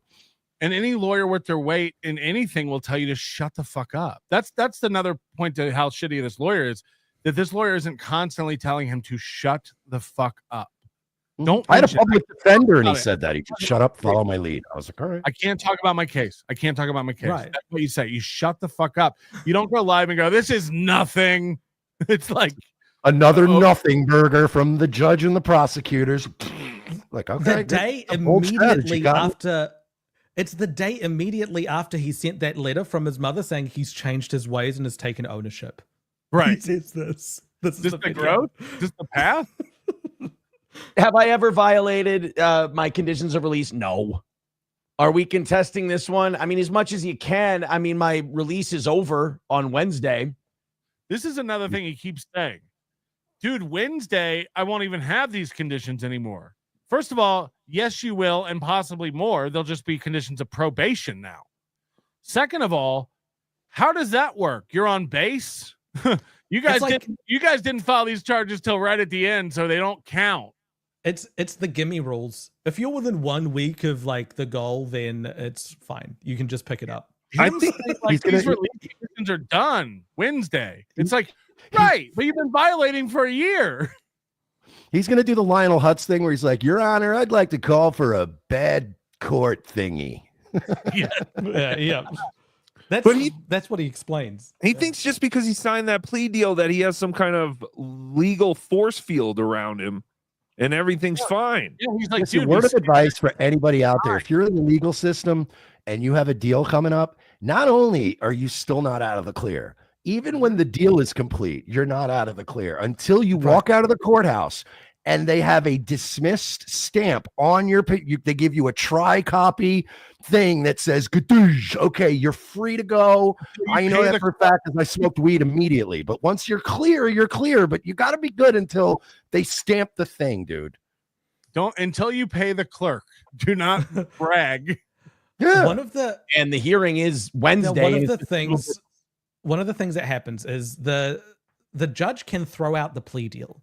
If this or Aaron can pull the plea deal at some stage before sentencing if he's not happy with the way things are going. You're saying all this stuff comes with takesies backsies? Yes, it does. Up until but what that means for the prosecution is they can't use the evidence of Aaron pleading or like signing a plea deal as evidence of his guilt. But what they can, which is why you have people saying, I signed a plea deal, not I'm guilty. What they can use is the hours and hours of content he supplied saying that he did it on his show, that It was he's a guilty of bullying it. thing. It was a bullying thing. All of that can be used. Like if this plea deal gets thrown out, he's fucked. Like that's because he's confessed to the crime so many times separately and to from a the plea further deal. point, in a civil suit, he's fucked because Yes. he's said all this. He'll be guilty of it. He'll have pled guilty, and B, he's admitted motive and intent to harass and bully because he thinks he's home free already, which is nuts. He said that Nick can't do anything because this is all getting done and dusted on Wednesday. He doesn't understand the concept of a civil suit. No, he said Nick can't sue me. It'll be done. Yeah. It's like, no, sir. If that were the case, you would have pleaded no contest. He didn't even, his lawyer didn't even know to make, because if you plead no contest, then it's a little bit muddier when you get to the civil level. But like, he just pled guilty. Like that's an open and shut civil case. OJ was found not guilty and lost the civil case. Hello? Right. You're pleading guilty. Like, this is insane. Oh, I talked to my attorney today. He said, let's just deal with this on Wednesday. The judge said, yeah, we'll deal with this on Wednesday. If it was serious, if it was a big thing, I know there's a lot of people going to be disappointed tonight. Yeah, he's going to go to jail. I was going to go to jail or anything like that. They would have come and got me today. My attorney just said, can we deal with it? Like, this is lawfare. They know you'll be there Wednesday. Right. Yes. They're not worried about you running. Yeah, you're not a flight risk. It's not like you're a threat to your community unless you have more pictures of women. It's the same thing with someone new. Right. It's the same thing with turning himself in. Remember that when he was like, I just got to go turn myself in. I've worked it out. I'll go in there and I get booked into jail. You can still go to jail if the police don't show up at your door. Right. Like you can still get booked for stuff. That doesn't mean it's not serious. It's been constant. Like even the prosecutor in this case has said, it's like people are just every single day, just trying. And look, I get it. I'm a public figure. I piss a lot of people off with the show I do. So they try to, they try to get you. I've never violated. We'll have the hearing and then we'll get on to the sentencing. The deal's still in place. The plea agreement we came to is still in place. And if you need it, look, if you wanted it to be worse than that, I'm sorry. I talked to my attorney today. That's where we're at. And he's based. He's awesome. He laid out the whole thing for me. That was good. I'm bringing the judge some steel toe stickers and a VIP merch pack. It's cool. It's gonna be great. We talked about the UFC fight for about 30 minutes over the weekend. He charged me for it, I know, but it's still cool. The thing about this is, again, he thinks it's all vengeance. He says, and he's like, this is Nick and Kayla. This is Reddit. This is Kiwi Farms. No, this is an investigator whose job it was to see if you violated conditions. And then that investigator, on behalf of the court, on behalf of the state, has brought these charges. This is the court itself saying you didn't do what we said you should do. And they're doing it a week out. Now, again, is it going to amount to anything? I don't know. But why would they waste their time? Why would they waste their time doing this right before the sentencing? To Aaron's exact point. Like, why would they get into it? It's not a great look. It's just before sentencing. So now imagine the headspace of this judge. Just before she's about to pass a sentence on Aaron and sign off on this plea deal, she's going to hear from the prosecution, allegedly, that Aaron broke his conditions and wasn't able to follow the instructions of the court. That's going to, even if it's not found, if it's found in Aaron's favor that didn't happen, the fact that it's plausible and close enough to where the prosecution feels like they can bring it up is going to skew her against him. Like, this is not a good thing to have happen on the same day. And to be clear, we don't know. We have no idea whether or not this is one specific thing Aaron did, or whether this is a compilation of the past year of him violating. Like, maybe this isn't something that triggered this last minute. Maybe this is just when they filed the paperwork. Maybe they were just like, look, we've been watching this guy for a year. Here's everything he's done. He's not showing any signs of cooperating with the conditions of release. So like, this could be multiple things. He even said this is a comp. People cut together a lot of stuff. It's like, well, that's not good. I was looking into some like recounts of prosecutors and defense lawyers who faced people with similar things, and they've said like a little charge for these people can blow out of proportion. So they'll be released under certain conditions, and then they break those conditions, and that creates like a little leftover piece that needs to be litigated, and they'll be out on release conditions for those ones, and then they'll break release conditions on that, and so you have this like chain avalanche reaction of more and more things, and you have this little thing ending up taking years of their life.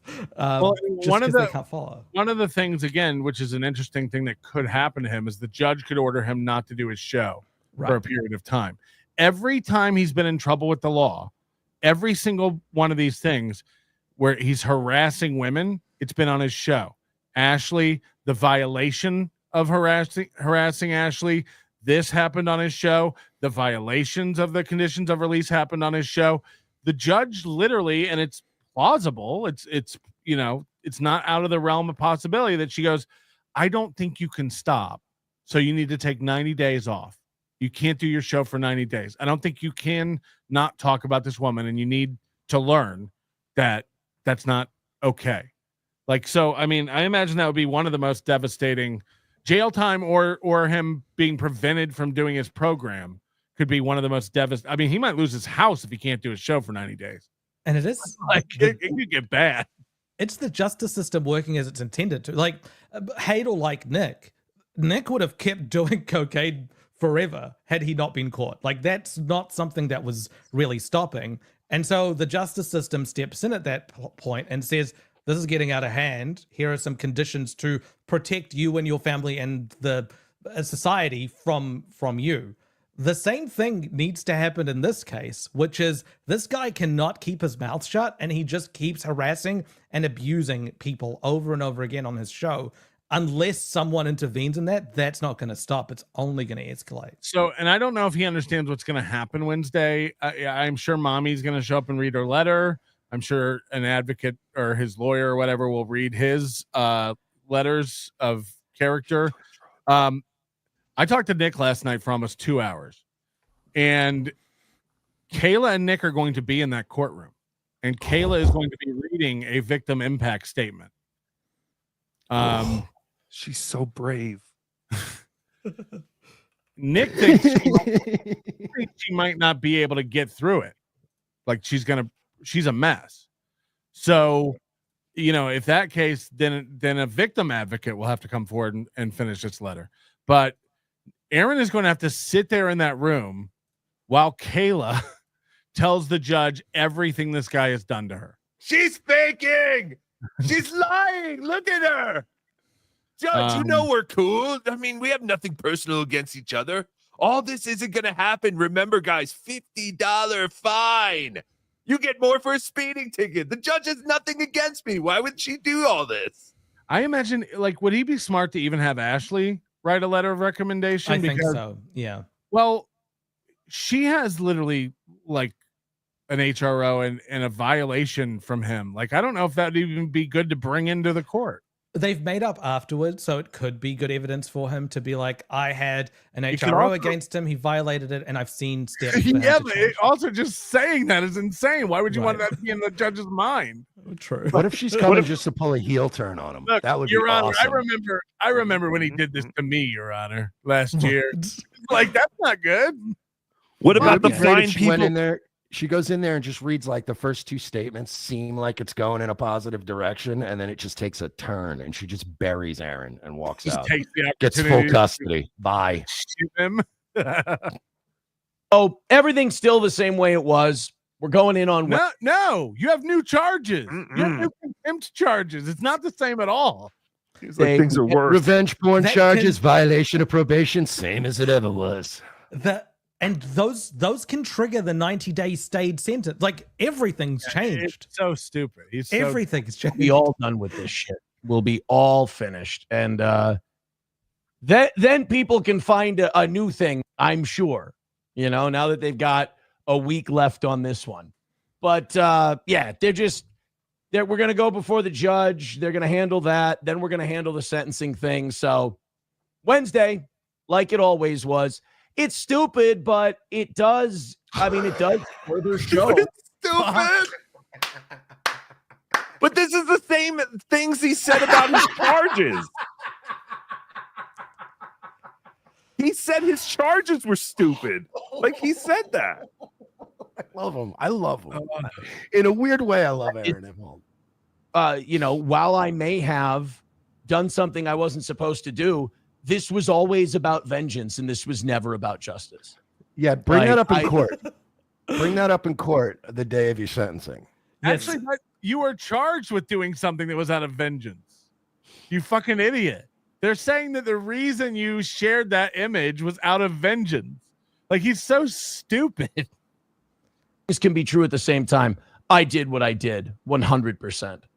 But if you don't think this was about getting me rather than, you know, enforce, you know, we just want what's right. Or was it about let's get Aaron? Not on the state side. Can it be both? Yeah, he's like, again, it shows complete lack of understanding of what he's done to the victim in the case. He's like, I didn't even do it. Like, this didn't hurt anybody.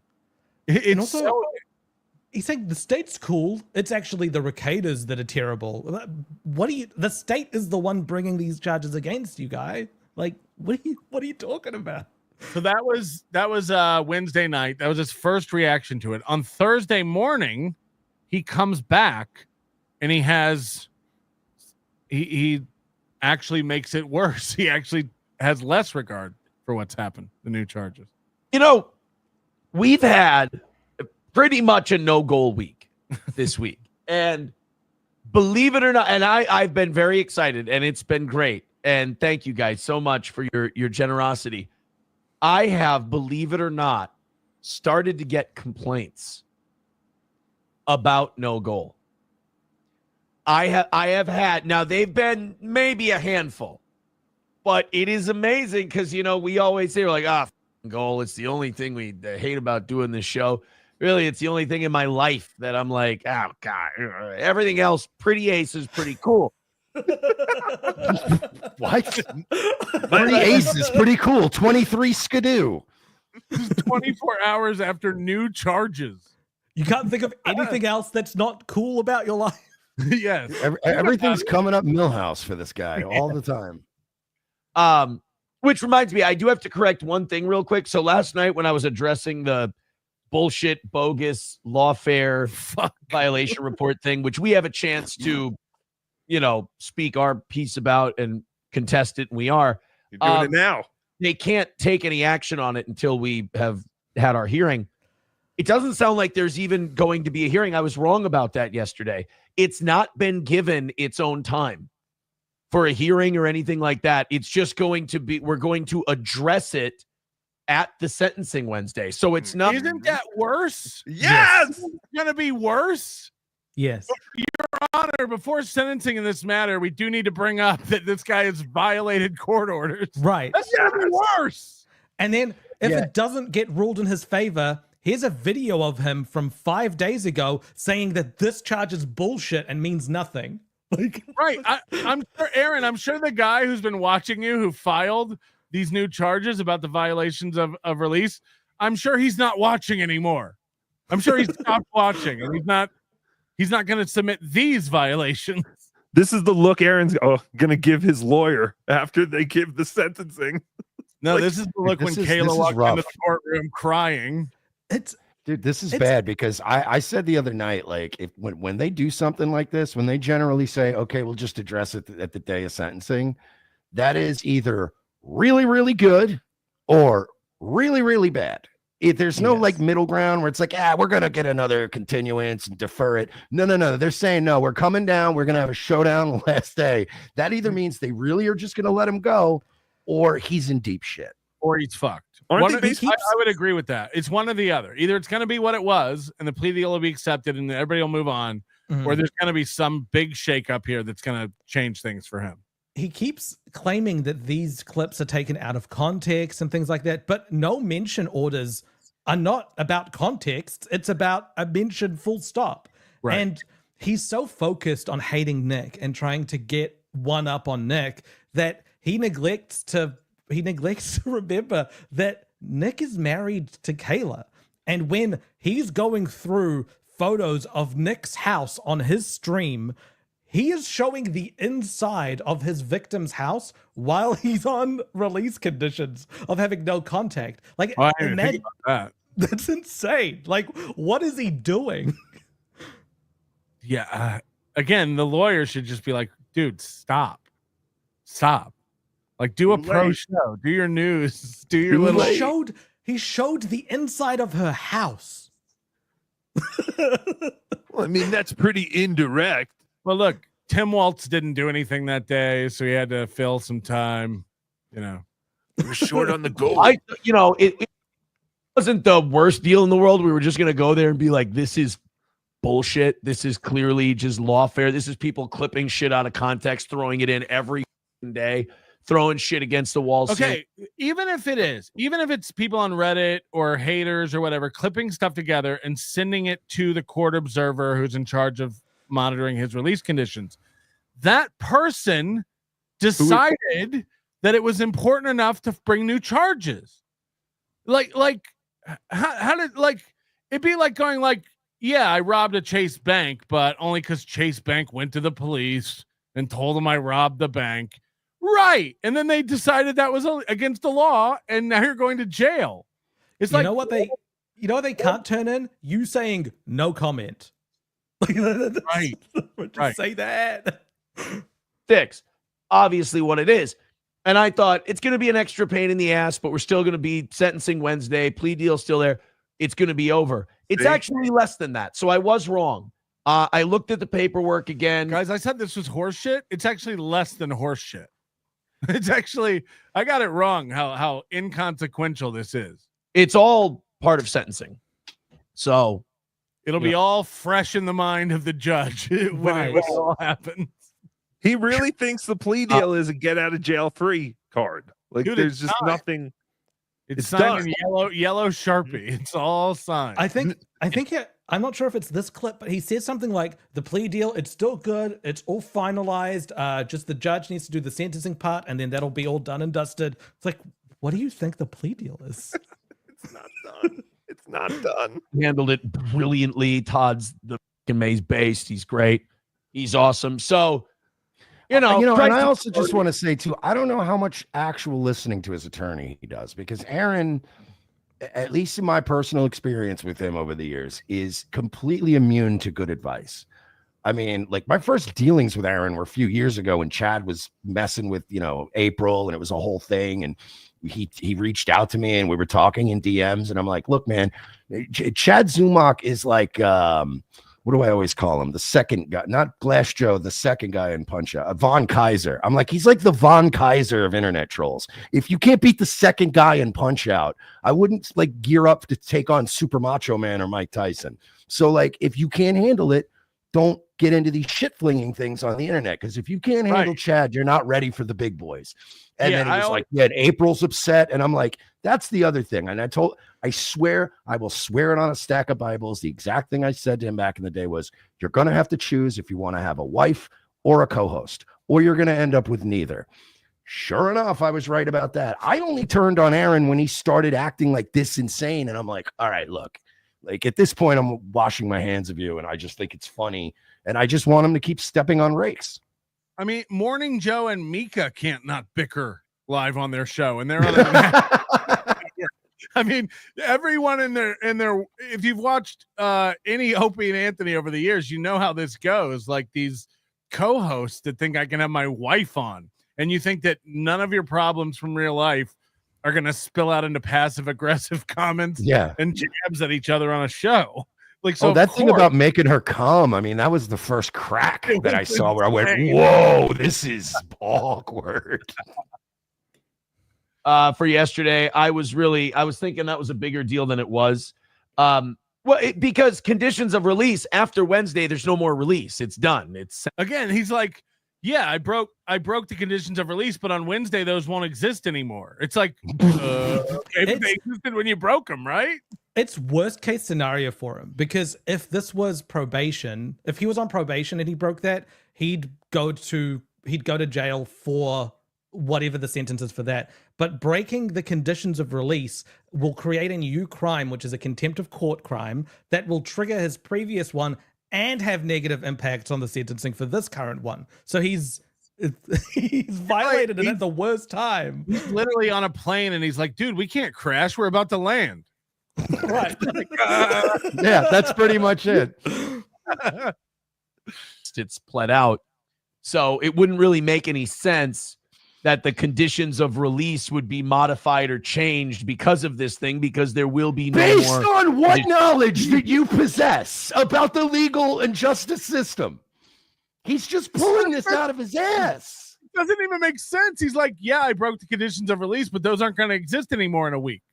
He's like, he sounds like me me describing like a complicated corporate merger and just bullshitting. I mean, like, you know how these things go, you know, two companies, you're coming together. There's a lot of moving parts. Like he's just winging it. And it's like, your fucking life is on the line, dude.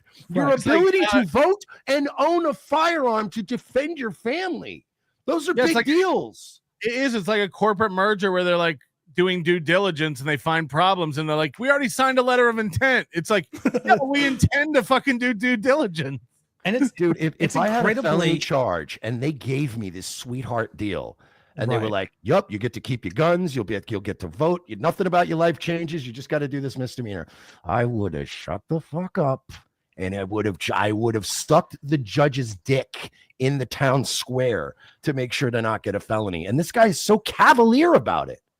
It's incredibly relevant because one of his conditions in his plea deal is going to be a no mention order, a similar one to what he's got now for years. And he said this before, I wish that this carries on forever. This is a great thing. It's like they're giving me $1 million. Like, I wish I have this sort of restriction on me for the rest of my life. I love my conditions. He said, I love my conditions. So, I mean, the judge will need to sign off on whether or not, like, they'll need to consider the risk of whether or not you're capable of following no contact orders. And so if you're doing this and breaking them, then that's going to change her mind. And she's going to be like, well, obviously you can't follow this. So this plea deal is not suitable. Also, okay, he gets the charges for the revenge porn, can't shut his mouth, violates all the conditions. He signs the plea deal, gets even more flagrant about everything, saying it's done and bullshit. Then he gets these new charges and now is going even more like, fuck this is bullshit. Let's say he does, we're seeing behind the scenes. Oh no. Let's say nothing does happen. Let's say he does get he gets the slap on the wrist, he gets some probation conditions. He will run his mouth even more talking about how he beat it, and that's going to hurt him in a civil suit. Yes. This will get worse and worse and worse. He compounds the errors that he makes. He can't shut the fuck up. He's going to jail, whether for this or whether for something else down the line when he's emboldened by getting away with this. He's going to end up in jail. He can't stop. I like that Moody keeps talking about Aaron like he's a serial killer. Like, oh yeah, he's going to escalate. His crimes are going to escalate. First, he's just breaking in and looking at women while they're asleep. But eventually, they can't help themselves. This is the lowest stakes thing, Mersh. Like, it's so fun that this isn't going to end in a murder. but well, let's please. It could. And the probation part of it will start. Oh my God. I went Aaron next to go Wednesday. to rail. So Bradley, he is stupid motherfucker. Rashro, go to rail. Okay, bye. Maybe you shouldn't have had me on to host your show because I said Kayla's name like 1 million times. But it's okay because it wasn't Aaron. But you know. Bing, bing, bing. Bing. Bing. Bong. Bong. Bong. It's not a big deal. I spoke to Cash at the FBI. He is going to put in a good word with the judge. Then he is coming after Melton and Nick. Clock is ticking. Seeth onions. Seeth onions. Bing, bing, bing. So can you go back like? We're gonna, yeah. I like that Moody's like a lawyer here. Conditions of Moody, you're a better lawyer than Todd Peterson. Todd Peterson is a PO box and a seat warmer. That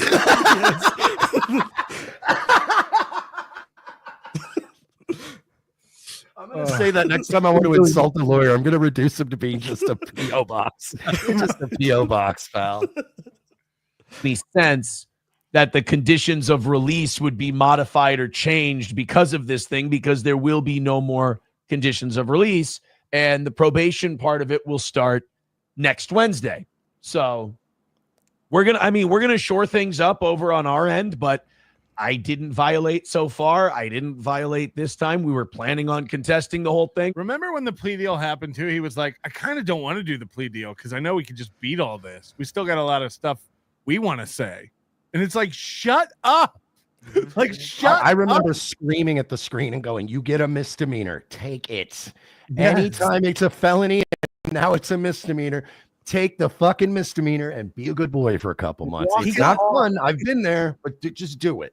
He was saying how lucky that he got because him and his lawyer were both prepared to fight this to the end. But through some magic, through some divine intervention, he was given the sweetheart deal that didn't come from his lawyer's work or anything. It just landed in their laps. And they're like, all right, let's take this. And he is messing it up for himself. And his lawyer didn't do anything. It looks like we won't even have to do that because the release will be over.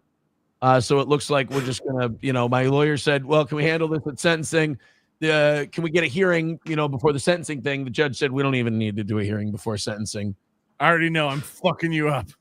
We'll just make it part of sentencing. Done. So I was wrong about that yesterday. I made it. We'll make my new charges part of sentencing. And he thinks that sounds good. He thinks that sounds good. We'll make my violations part of sentencing.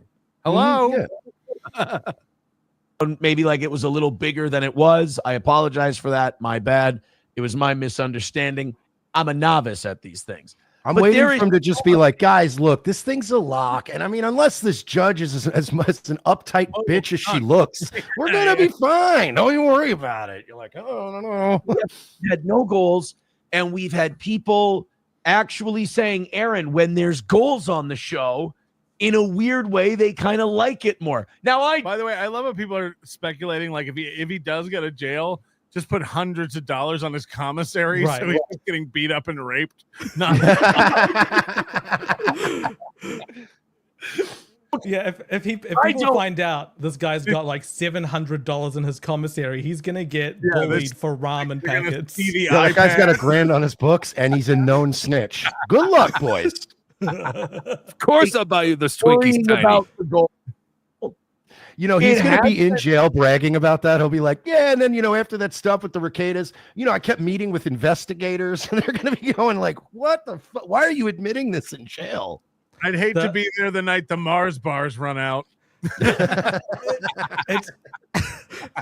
The funniest thing would be if like people load up his commissary for the first month, so he becomes the commissary guy, and then they stop. He runs out of money. You can get more money, Puffy. Right. Just doing shows and not worrying about it this week. I've had a great time.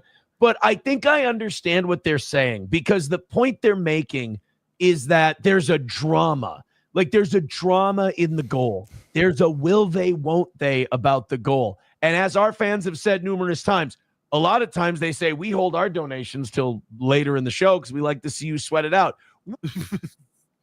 I love it. And Hey, then there was high drama is not always a good thing. There's a will they, won't they when it comes to me and drinking and gambling too. It doesn't mean it's a fucking endearing part of my character. They're not on your side. Yeah, those are his fans. They're the ones who fuck with him. No, that's how my fans are. They're like, I'm worried about you. Like, you know what I mean? Like, pull the stick up, brother. Right. No, but but your car getting repossessed in the middle of the stream was very dramatic and entertaining to watch. It was. It was. Imagine how it felt for me. I had a show to do. There's this morning the latest cope about what's going to happen on Wednesday, and we're all going to be. I mean, I have half a mind to fly to Minnesota. This is today. Sit in on this court. I mean, I really want to. Fuck.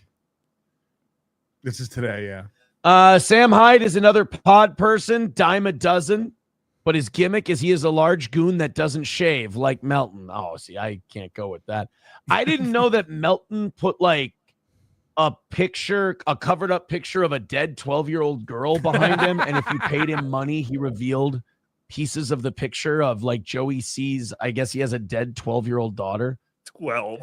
Okay, well, you know what? I have to say that is disgusting and outrageous, but not for the reasons you think, Aaron, because that was actually my bit when I did Cam Girl Burqa, and I had a cam girl that I fucking knew from Vegas, and we put a burqa over her nude picture and then took pieces off a la Major League. So I just don't like the fact that it's gimmick infringement, but very funny. Very funny. Yeah, Dead it's people. old school radio stuff. I thought he would like it. That's what like tragically unfunny bullied people do when they get older. They either adjust. First of all, this was years ago, and I've said it before. Comedy plus time, or comedy equals tragedy plus time, right? Mm-hmm. It's not this guy Ski Mask. You know, you don't think it'll be funny to make Ski Mask jokes in a year? It will. It's not funny. While his Tookie was parents doing him the other day. It was hilarious. Right. Thank you. Helping people, or they do shit like that. And yeah, there was a joke on Chad's show where it said Ski Mask has been sober for 2 days now. Like, that's a funny joke. Who's the one that said that he did it on Father's Day as a fuck you to his dad? Like, that's funny. I'm sorry. That's a funny joke. And then it came out that he wasn't drinking or on drugs when he died. That's not how he died. His dad found him in his sleep. He stopped breathing in his sleep. It's like, oh, okay, well, that's not. This is fucking sad. It is sad. Yeah. Like, those are my wins over Melton. Those are my biggest victories, is when you just go, hey, Melton talks about you constantly. It's like, all right, what does he do? And then you bring up stuff like that. Oh shit. And you're like, all right, I've already won. It's like, honestly, it's over. There ain't been. Are you currently tracking your do you have a spreadsheet where you track your dubs and your L's against Aaron, or is that just him? Because this feels one-sided. And I want to point out, if he won, how come I'm in first place on his scroll? Go Look at that. Is that just a bunch? Is that like a collection of people doing that?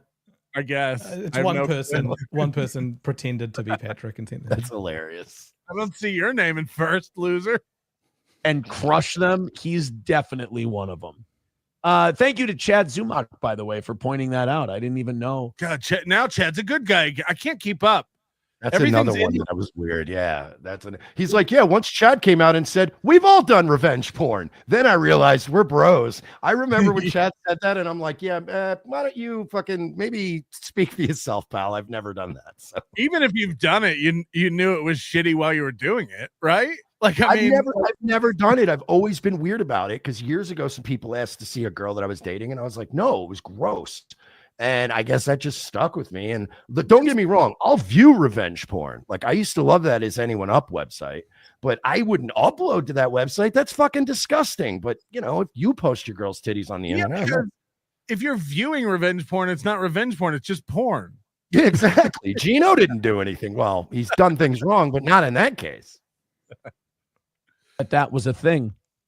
Because like most people with a good sense of entertainment, I don't watch anything Patrick Melton. He's got such a girl voice. Like he doesn't watch anything of me, but he's going to tell you what I do now. I got a girl voice. A whiny, whingy woman's voice.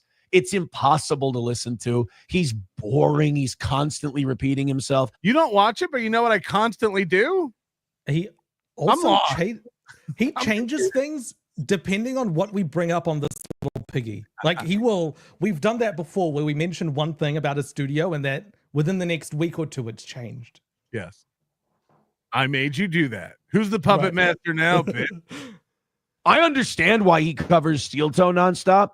I mean, I look like Milton Berle compared to the slop that he puts out there. It's a timely reference. Is that the most old is he? Reference you could come up with? Yeah, I don't know who that is. He wasn't even alive when Milton Berle was on TV. You're like Milton Berle, huh? Did you dress up like a woman for the Ricadas?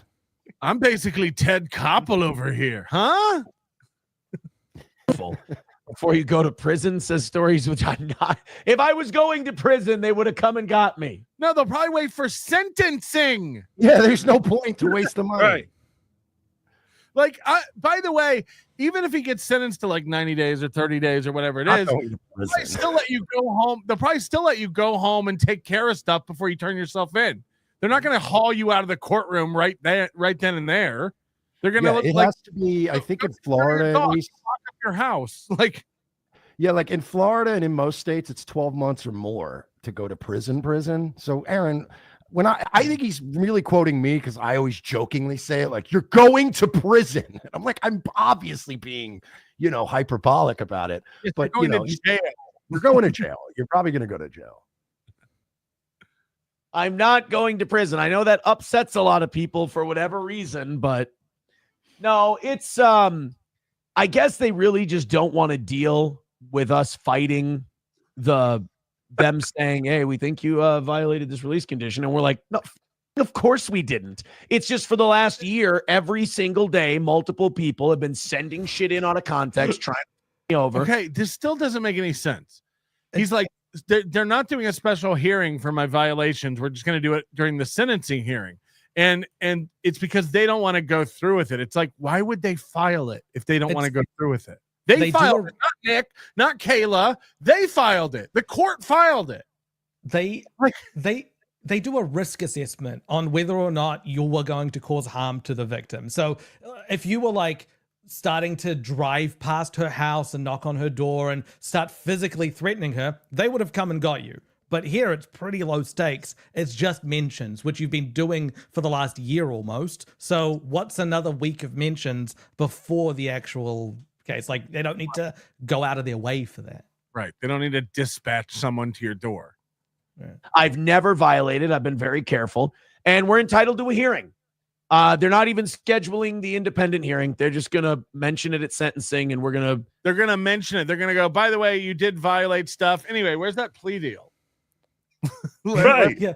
The judge looks around and she's like, where is my horse shit stamp? I need to put this. I need to stamp this with bullshit. For the plea agreement that we have.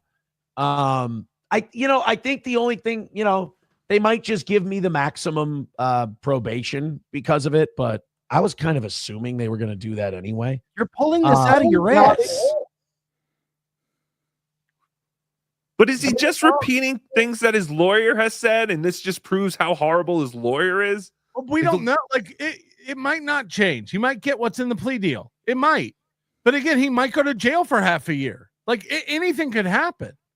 And he's just acting like that's not even possible. And the fact is, we know how sleepless and restless this guy is anyway. He stresses over the goal. We know he's on Kiwi Farms nonstop, as Moody has so gracefully pointed out. Thank you for that, by the way, Moody. That made my weekend when he came back. Unfucking real. Chef's kiss. Imagine how little he's sleeping now. Imagine how little sleep he's getting now. And this camping trip that he's going on with Ashley and the kids, which is nuts to me. Both Without of these people, right? He's not. SP's not going, and I assume Balin's not even going. Like, is he going camping with Ashley and the kids? What? This is nuts. But like, this is the kind of thing you do when you know daddy's going away for a while. Mm-hmm. Like, that's what it feels like to me. It's like, kids, spend some time with your father. You might not get to see him for a while. Yes, he's basically Tony Soprano being like, remember the good times, and like, just in case. Right. Ernie and I, they said, Dad, how come you keep hugging me so much? This is weird. They said, just come. We'll mention it during sentencing. We'll mention it. We'll mention the new charges. We're just going to mention it. I'm sorry, son. I won't be there to teach you how to change your first tire. If you look on YouTube, though, there's a video you might want to see. Imagine the people in prison get a hold of that video on one of their little iPads. We gonna fuck your ass. We didn't know you was famous. Separate court date for it. We still have sentencing on Wednesday, so I think everyone kind of knows it's a bullshit thing, and that we were going to fight it anyway. I also want to say for the record that if anybody out there's planning, like Moody said, putting money on his books or setting him up in jail, I've been to jail before. You don't have to worry about it. He's going to do all the work himself. Like, he is going to do everything in his power to be the most bullied guy in jail. I promise you. You just one glance at the personality, and you're like, oh yeah, he's a talker. Aaron, people don't like talkers in jail. Jail doesn't work like YouTube, Aaron. When you challenge 5 guys to a fight, you don't get to back down from it. No, we got to get all our medical stuff cleared first, and Safe Sports not going to sanction this. We're in jail.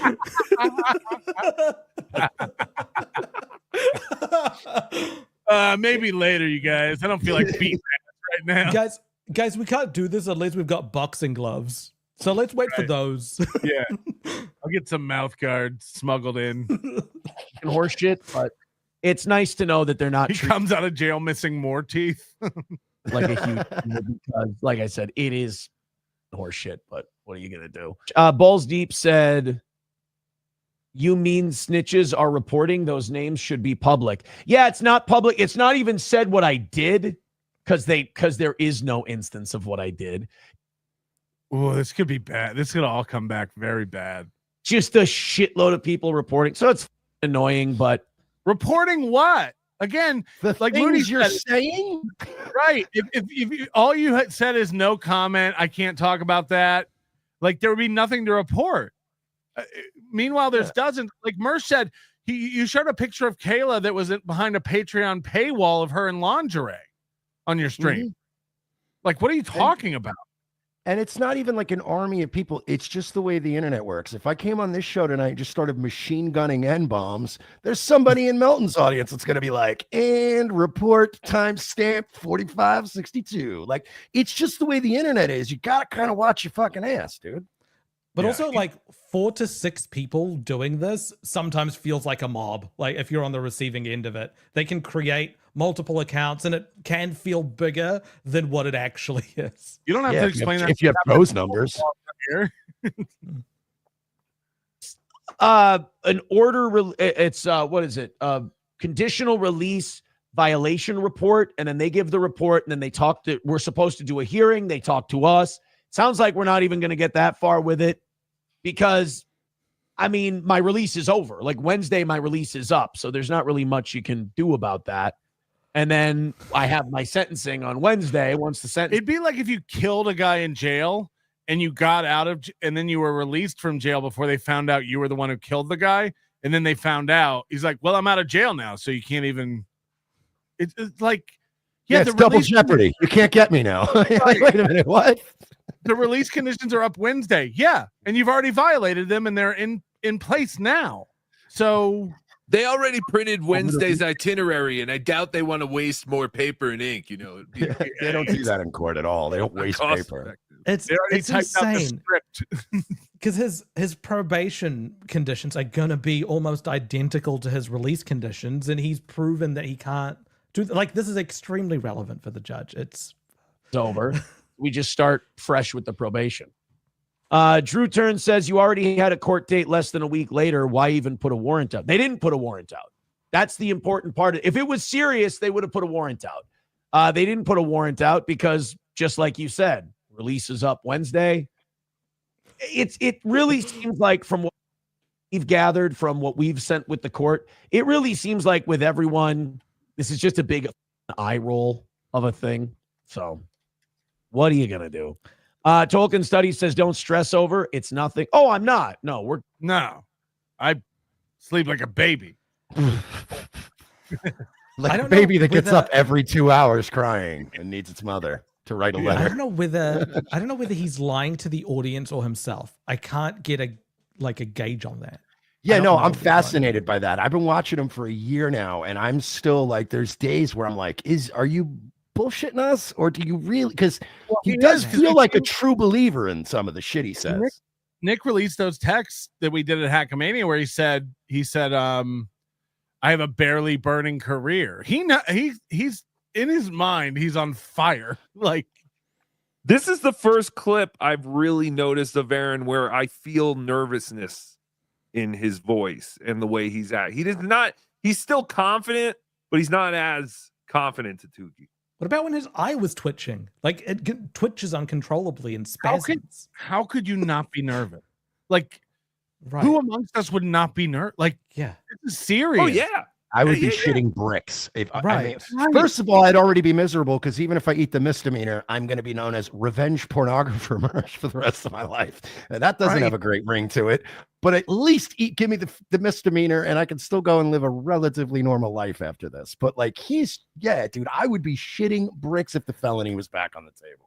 If you like your Game of Thrones, Aaron, it's sort of like when Robb Stark was going to go into battle and Theon asked him, "Are you nervous?" And he said, he showed his hand. It's like, good, you should be. It means you're not crazy. Like that's what's happening here.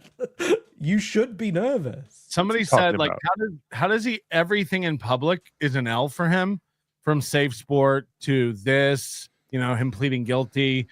And yet he just keeps saying, like, I'm winning, I'm beating everybody. It's like, but publicly, like on paper, like when facts come to bear, you're losing everything. You divorced. You like every court case you've been found guilty. Like, what's the? He kind of reminds me of Baghdad Bob. Like, remember him when he was like the fucking Abrams tanks were rolling in behind him, and he's like, the Americans ain't shit. Fucking Baghdad's fine. Like, we're all gonna be okay. And there were like literally tanks right behind him, and he was like, guys, just go to work. Everything's fine. Nothing to see here. We're good. McBuster, I'm sorry. Dick said if it was a violation, they would postpone the sentencing date. Perfect. Right. This would be like a really big deal. They would have issued a warrant, come and got me, the whole deal. I think everyone is just like, enough. Would they have come and got you, or would you disappear from the internet and run to the lake again? Like, he likes to use the word cope. That's what this is right now. He's saying the fact that they haven't got me is like a indicator that it's not a big deal. No, they're just gonna handle it all in a day.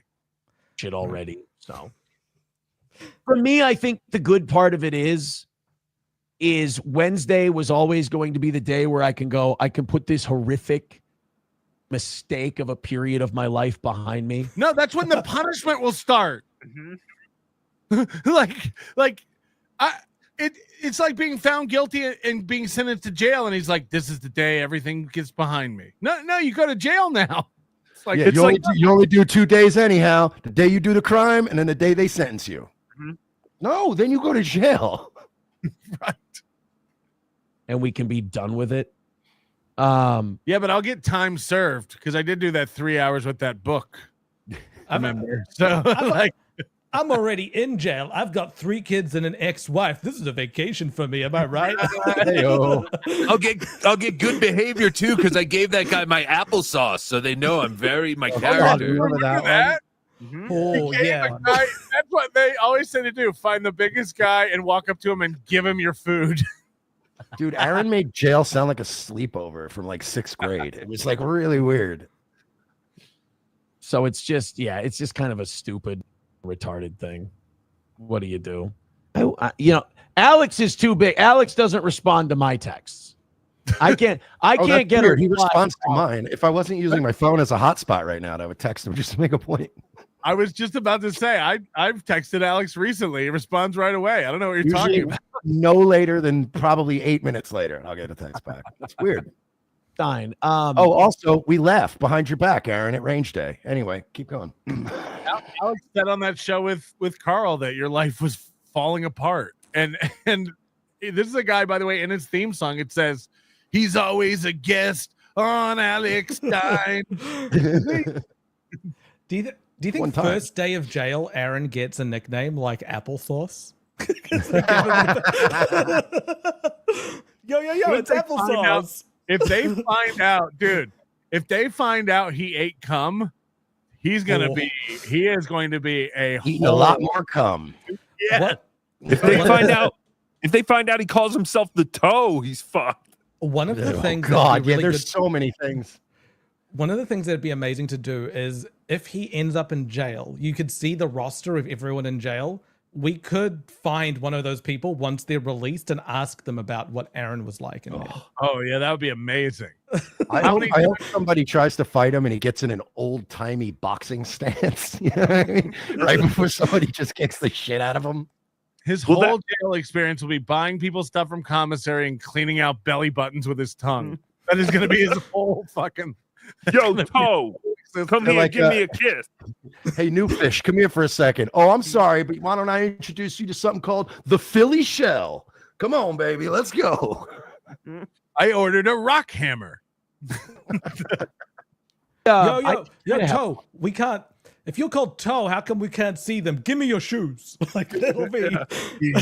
Whoa. They get taken. What's that crazy position you doing?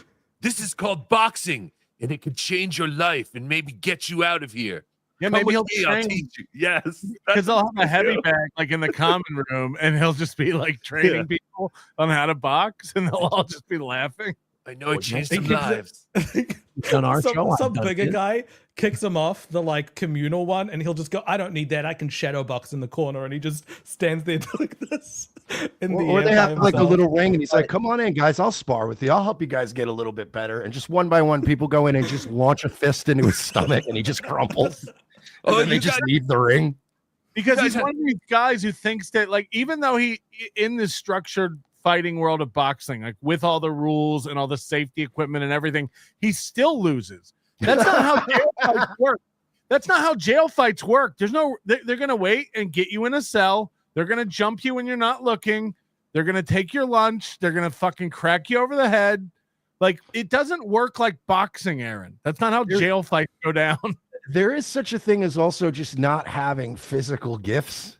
Like, I could take up boxing, right now and go at it for 10 years and take Brazilian jiu-jitsu and train. And like, if I go challenge somebody, I'm probably still going to get the shit kicked out of me. I spent 40 years not exactly getting in bar fights every night like Roadhouse. So it's like, yeah, you could go take a couple classes with Coach Scott, but when you start talking shit, it's like people could still kick the shit out of you with no training.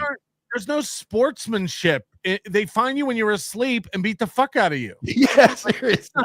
Like, there's no honor. Like, they're not gonna like, all right, touch gloves. Now go to your corners. That's not how it goes down. Like, why? I mean, if the guy can draw money, if the guy can bring people in, if the guy can get 4,000 people watching him at a time, and the Blaze can work out a deal where they pay him a salary, but they keep all the super chats and the memberships and all that stuff. If he gets bigger, who gives a shit? You keep all the ad revenue and all of that. You can make that work. What he was saying there was Alex's whole audience on Blaze is like old boomers and stuff. But this is a guy who wants to go back to radio. Mm-hmm. Like, what do you think that is? Like, if a guy makes you money, why wouldn't you want to pay him more? I don't know. And we don't know what the Blaze's actual motivation is. Maybe they just don't see, maybe with like Jason Whitlock and Glenn Beck and all these other people, maybe they just don't, Alex isn't as much of a priority as we think he is because the Blaze serves an older demographic and I'm in my 30s, not my 40s or 50s. That could be it too. Or it could just be because I know Alex. I've spoken to Alex. I like Alex a whole lot. I will, like, no matter what, Alex, I'm out there. He's allowed to make fun of me and make jokes. I make fun of Alex. Thanks. But I Thanks. will always, Nice of you. Oh, nice of you. I make fun of Alex. You do? Alex, for the fact that when shit was going really bad with me, he called me. And to me, that's huge. Aww. Like, no matter what anyone ever says about Alex Stein, I'm never going to like trash this. Like I said, I'll make fun of him and he makes fun of me. We'll poke fun at each other, whatever. But like, I'm a pretty loyal dude and I'm never going to like quote. I think the Blaze should promote Alex and I may be biased in that regard because I'll never turn on the guy because I remember what people have done for me. And when shit was going really bad in my life, we've never met each other. We've only talked on the internet. We're not like friends. We're like internet acquaintances. But when shit was going really bad, Alex was on Tim Pool, a massive show. And Alex was on Tim Pool. And after he was done on Tim Pool, he called me to see if I was okay. Can I point something out right now? Like, it's another thing I hate about this man. He perceives the value of others through this lens of fame. Like, it's like, I'm sure he had plenty of people trying to call and text him in his real life. He They were did. like, hey, you holding up? You all right, man? Like, I'm sure it's a rough patch for you right now. Kevin But it Brandon, matters that Ethan Alex Ralph. Stein. Yeah, but it matters that Stein, a guy he's never hung out with in real life, because he was on Tim Pool, and it's like he's a sick guy. It's like for him to say I'm a loyal guy. Tell it to Ashley. Tell it to April. Tell it to Keanu and Gino. What if Stein Tell it doesn't? to your- What tell if it to your Stein brings an kids. 8-ball over and fucks Slam Piece? You still gonna be a loyal guy then? Tell your kids you're a loyal guy when you said I hate being alone with them. Right. Tell your kids that you would have picked April over them. Get out of here. Like again, those are the worst text messages I've ever seen from anyone. Him saying, I could live if my kids were gone and April was still here. But if And April that's was gone, forever. here, That's forever, He dude. Your has- kids have that forever. He has betrayed every single person in his life who he has a close relationship with. Everyone. SP, remember he dumped her for April. Ashley absolutely betrayed her. April, his kids, his parents, like everyone that should be close to him, he's turned on. Doesn't he also understand that Alex Stein is reaching out because Alex Stein wants to find out all the dirt first? Yes. So he can put it on Yes. his show? It's like when he does the same thing with Kevin Brennan. He's like, Kevin Brennan's my boy, man. He checks on me right after big events happen. It's like, yeah, he wants you on his show to collect super chats, you fucking idiot.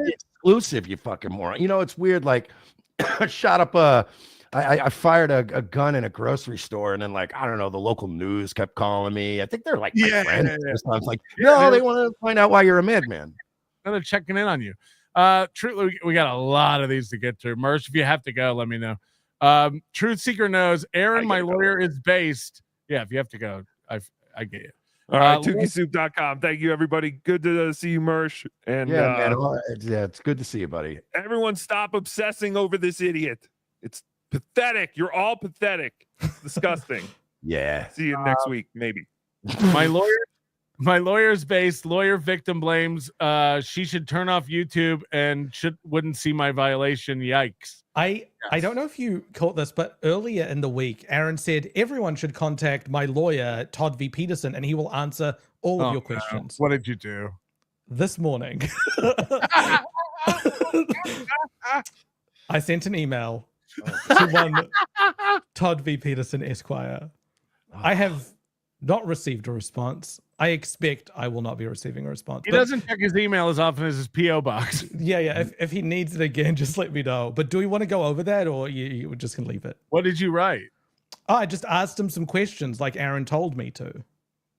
Like Aaron told me to. Well, yeah, Aaron said if you have any questions, direct them to my attorney, Todd V. Peterson. So I did. What were the questions? Oh, we can go over them. Just share my screen. Oh, fuck. We're never going to get done with this show today. Hold on. Hello, Mr. Peterson. I host a weekly show which covers Aaron Imholte and his misadventures, and I'm writing to seek out answers to a few questions. I would not usually bother, but on his July 17 show, Aaron instructed viewers of his show to direct all questions to his lawyer, Todd Peterson, and that he would answer them. So I thought I would capitalize on the opportunity. Like, why not? If he has a press department, if he's got a media department, I'm gonna contact that. Number one, Aaron claimed that his recent alleged violation of his release conditions were described by yourself as not a big deal and horseshit. Is this accurate or a mischaracterization of your assessment? I want to know. 2, your recent correspondence to Judge Schultz in response to the alleged violation of release conditions was extremely dismissive in nature. Is the dismissive tone of this letter to the judge a strategic choice that you made, or were you acting on the instructions of your client when you wrote it this way? I want to know, like, what makes a lawyer write a letter like that? This is not a good commercial for Mr. Counselor over here. Number 3, Aaron claims you opted to have the alleged violation of release conditions be handled at the same time as the sentencing hearing. Common sense would dictate that this would leave little time to act or salvage the situation if a ruling is found against Aaron immediately before he is sentenced. Was the decision to have this be heard on the same day as sentencing in any way impacted by the fixed fee nature of your engagement with Aaron? Or is there a strategic reason for you wanting the judge to consider that Aaron may have violated his release conditions immediately before sentencing him? Wow. And 4, Aaron claims that you, as his attorney, sometimes choose to keep information from him because he doesn't know when to shut up. Is this true?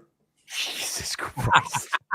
Again, I would not have reached out to you were it not for Aaron explicitly instructing all his viewers to contact you and that you would answer our questions. Apologies if this is not the case. Thank you very much and looking forward to your answers, Mahmood. God damn it, man. I can't believe he hasn't answered. Yeah, I don't know. I'm hoping. Maybe he's just busy today with other clients. Moody, I would advise you shut it off and don't visit. Shut your computer off and stop visiting this website. He told us to ask him questions, and I had questions. Like, these are reasonable questions. Why are you so dismissive to the judge? Like, what are you doing? You're fucked up. Mr. Smith, been listening to ROTC since before it was cool. I want Mersh to get 100% of this membership milestone. I'm gonna have to pay Mersh. No, we're not doing that. Schwab, member for 20 months. Nice to see Mersh coming on. I love Mersh. Great show. Come around more, bro. It's a fish lunch. Yeah, can we get a... Hey, I got 2 fish lunches from old Chris. All right? Yeah, fish lunch. Mm-hmm. Riles gifting 10 memberships. Thank you very much, Riles. Very much appreciated. Always supportive. Detroit Mike, member for 18 months.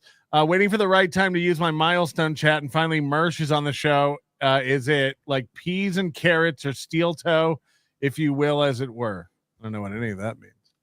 Peter Sky Parker, can you play the clip of Gino and Kiki trashing Kayla while guest hosting Steel Toe Morning Show? Check your email. No, never mind. It's cool. We've gone too long, and I got 50 super tips after this. Right. TK Suso, I will send him a letter in prison. Hashtag pray for prison. Prayers for prison. James Gardner, did Patrick, Tookie, Moody, and Mersh write a letter? If I'd been asked, I would have. I would love to see that. Gay black Jew, Carl, stop fucking yelling. Yeah, somewhere on a plane, he's screaming right now. Madam Priest, how much is this costing Aaron? You mean in dignity or money? He said that he said the lawyer cost $8,000. It was a flat fee, and he put it on his credit card. Right. It's not good. It's not Matt good at all. Spencer, new member. Thank you very much. And Amy Elizabeth, do you think his lawyer gives him a false sense of security? Either through neglect or explicitly. Like, if his lawyer is really downplaying this, like you said to him, like, it's a negligence of duty, right? Like, I mean, his lawyer should be being like, dude, this isn't nothing. We should... Dude, the consequences are dire. Even Nick has said, I hope he sues you when this is done. Like, this is terrible, this letter.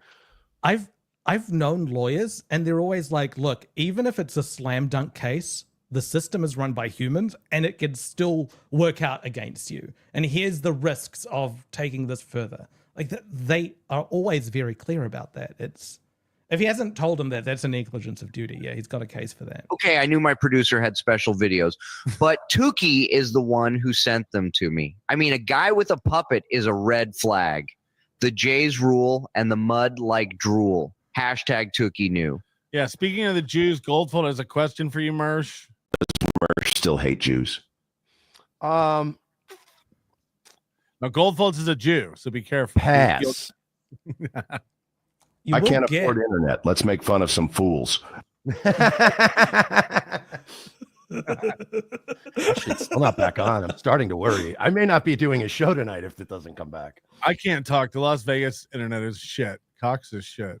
Welcome to the Dabbleverse officially, you big ugly slob. Now say it with me, supertip.g Mersh. We're going to get Mersh on Super Tips. We're going to work it out. I released a clip. It hurt our relationship because a clip came out. There was an old clip right after we were talking nice.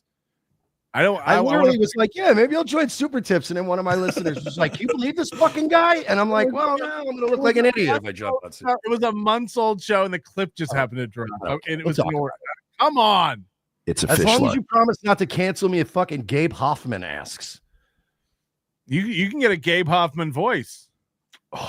We'll drive him fucking nuts. We'll talk this weekend.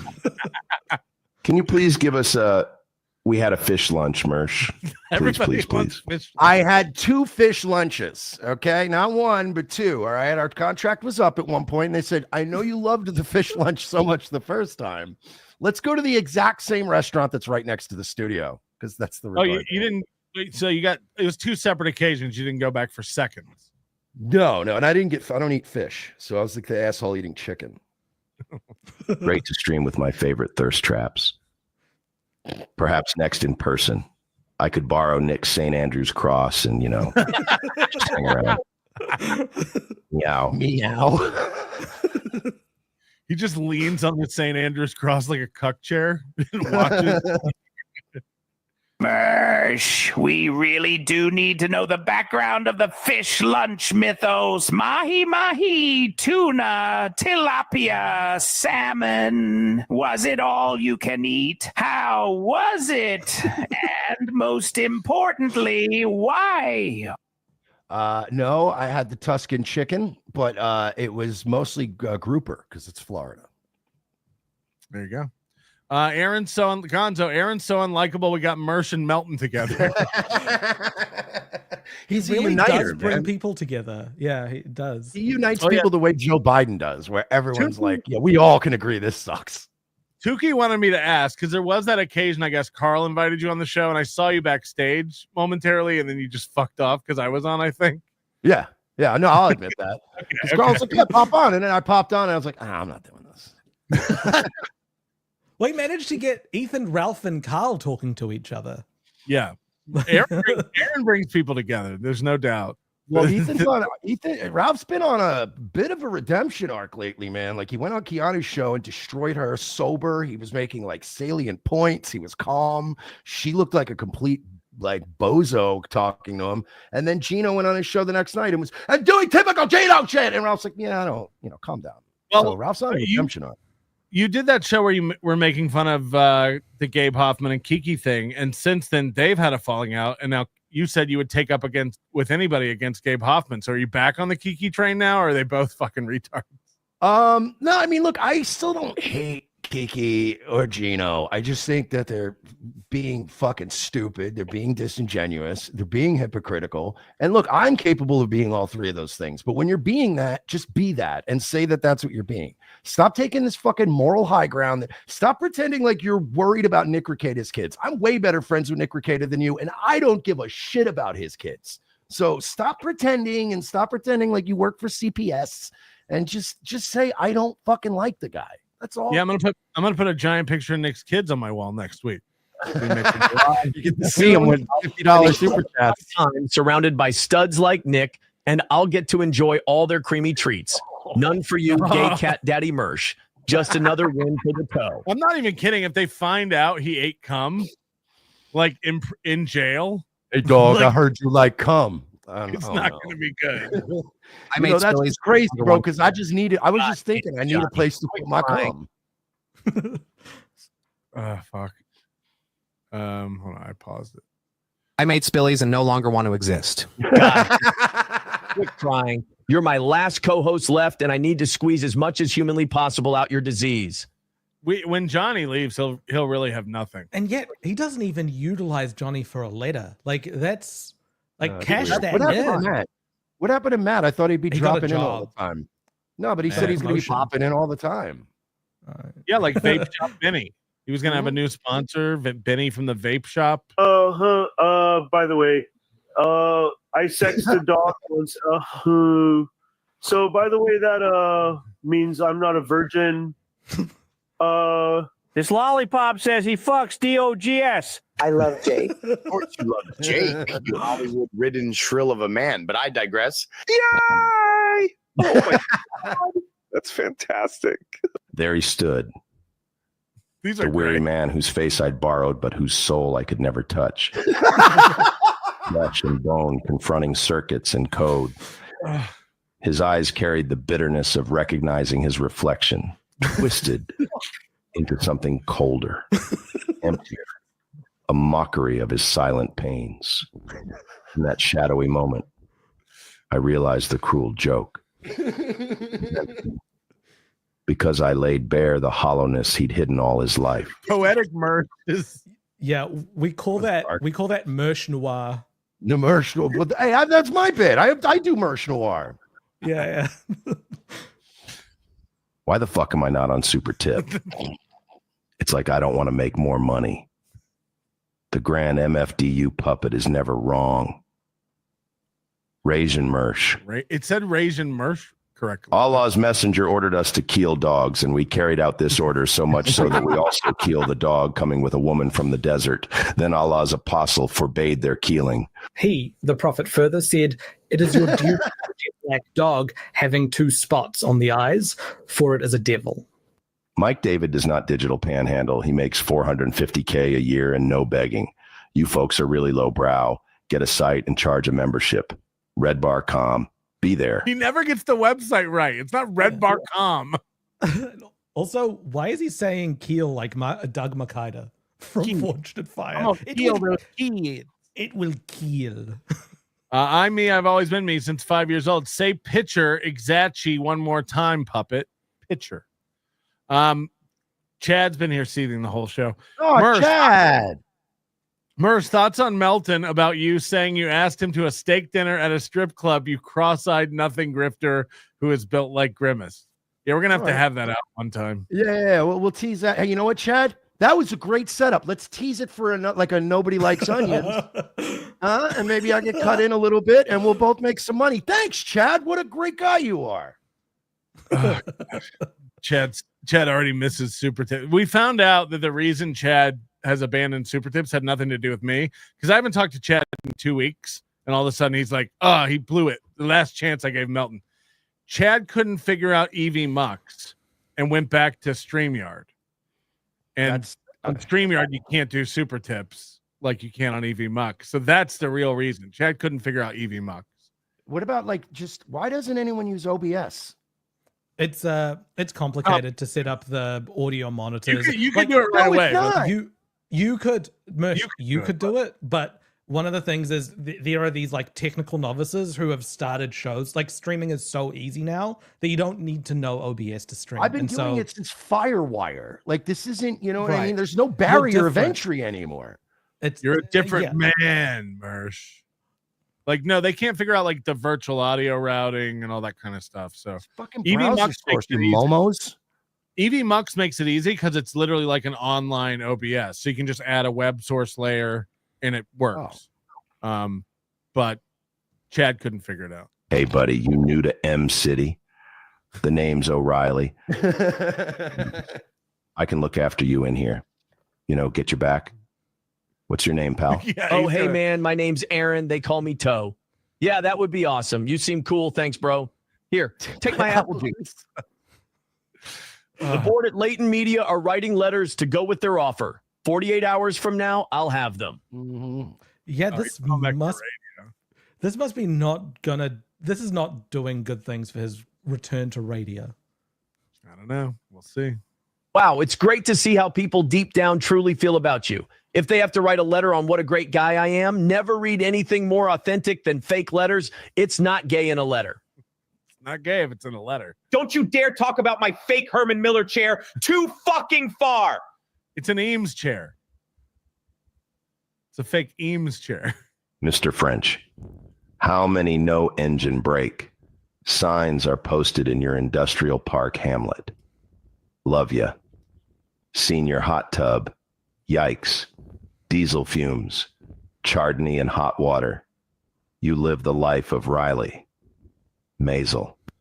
I've never had someone try to troll me and give me so much money. That's what happens if you piss off Goldfold. He gives you money to take. Oh yeah, that Goldfold guy fucking sucks, dude. Sign up over at Rumble.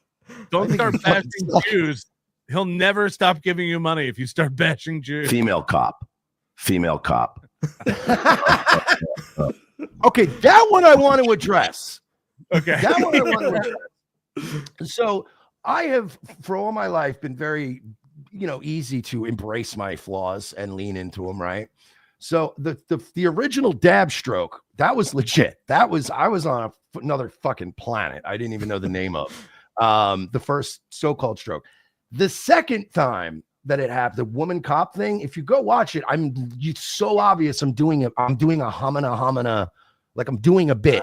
The whole point was that the white female actually didn't shoot a dog right away, and I was going like, oh my god, like female cop didn't shoot the dog, like whatever. I know it's never going to go away, but at least wait for me to really have strokes because they happen frequently enough. Remember when I called you a tweeb loser on Carl's show, Aaron? Bing bong, bing bing bong. When did you get the permission? When? Sige po nag-we. I'm so straight for my boss here, but it's curious. I don't know what that was. I love the way that I love the way the heads like pop Right. around like the fucking Canadians in South Park. Yeah, it was. I wanted to give off the impression of like the Canadians in South Park, but without Yeah. having to animate the mouths lifting. No, it's perfect. It's just a little head shake. Patrick Michael, good having Mersh on the show. Legend. Yeah, thank you to Mersh for being here. Drive by with $50. Kudos to Mersh for joining today's show. Truly a monumental moment in NLO history. Yeah, we're doing it. People are going to write stories about this. We're doing it. Laziest man on Mars. A letter from your mom about how cool you are is worthless. Yes, it really is. It really is. Literally is the epitome of my mom thinks I'm handsome. The other thing that's happened is today another victim impact statement was submitted. So there's now 2 victim impact statements. I don't know if it's from Kayla or what, but it's just the second one. Okay. Meltaton, let us play back. No. There's an hoping old the other victim impact statement. I want to hear April's theme music hitting. Like If you have the WWE facts style. on your side, pound the facts. If you have the law on your side, pound the law. If you have neither the facts nor the law, pound the table. That's what it is. That's what he's doing. Red Fox Sad, who's making fun of Red Fox Mad, one of Aaron's guys. Mersh has been a great addition to the panel. Mersh, does Royce follow the steel toe at all?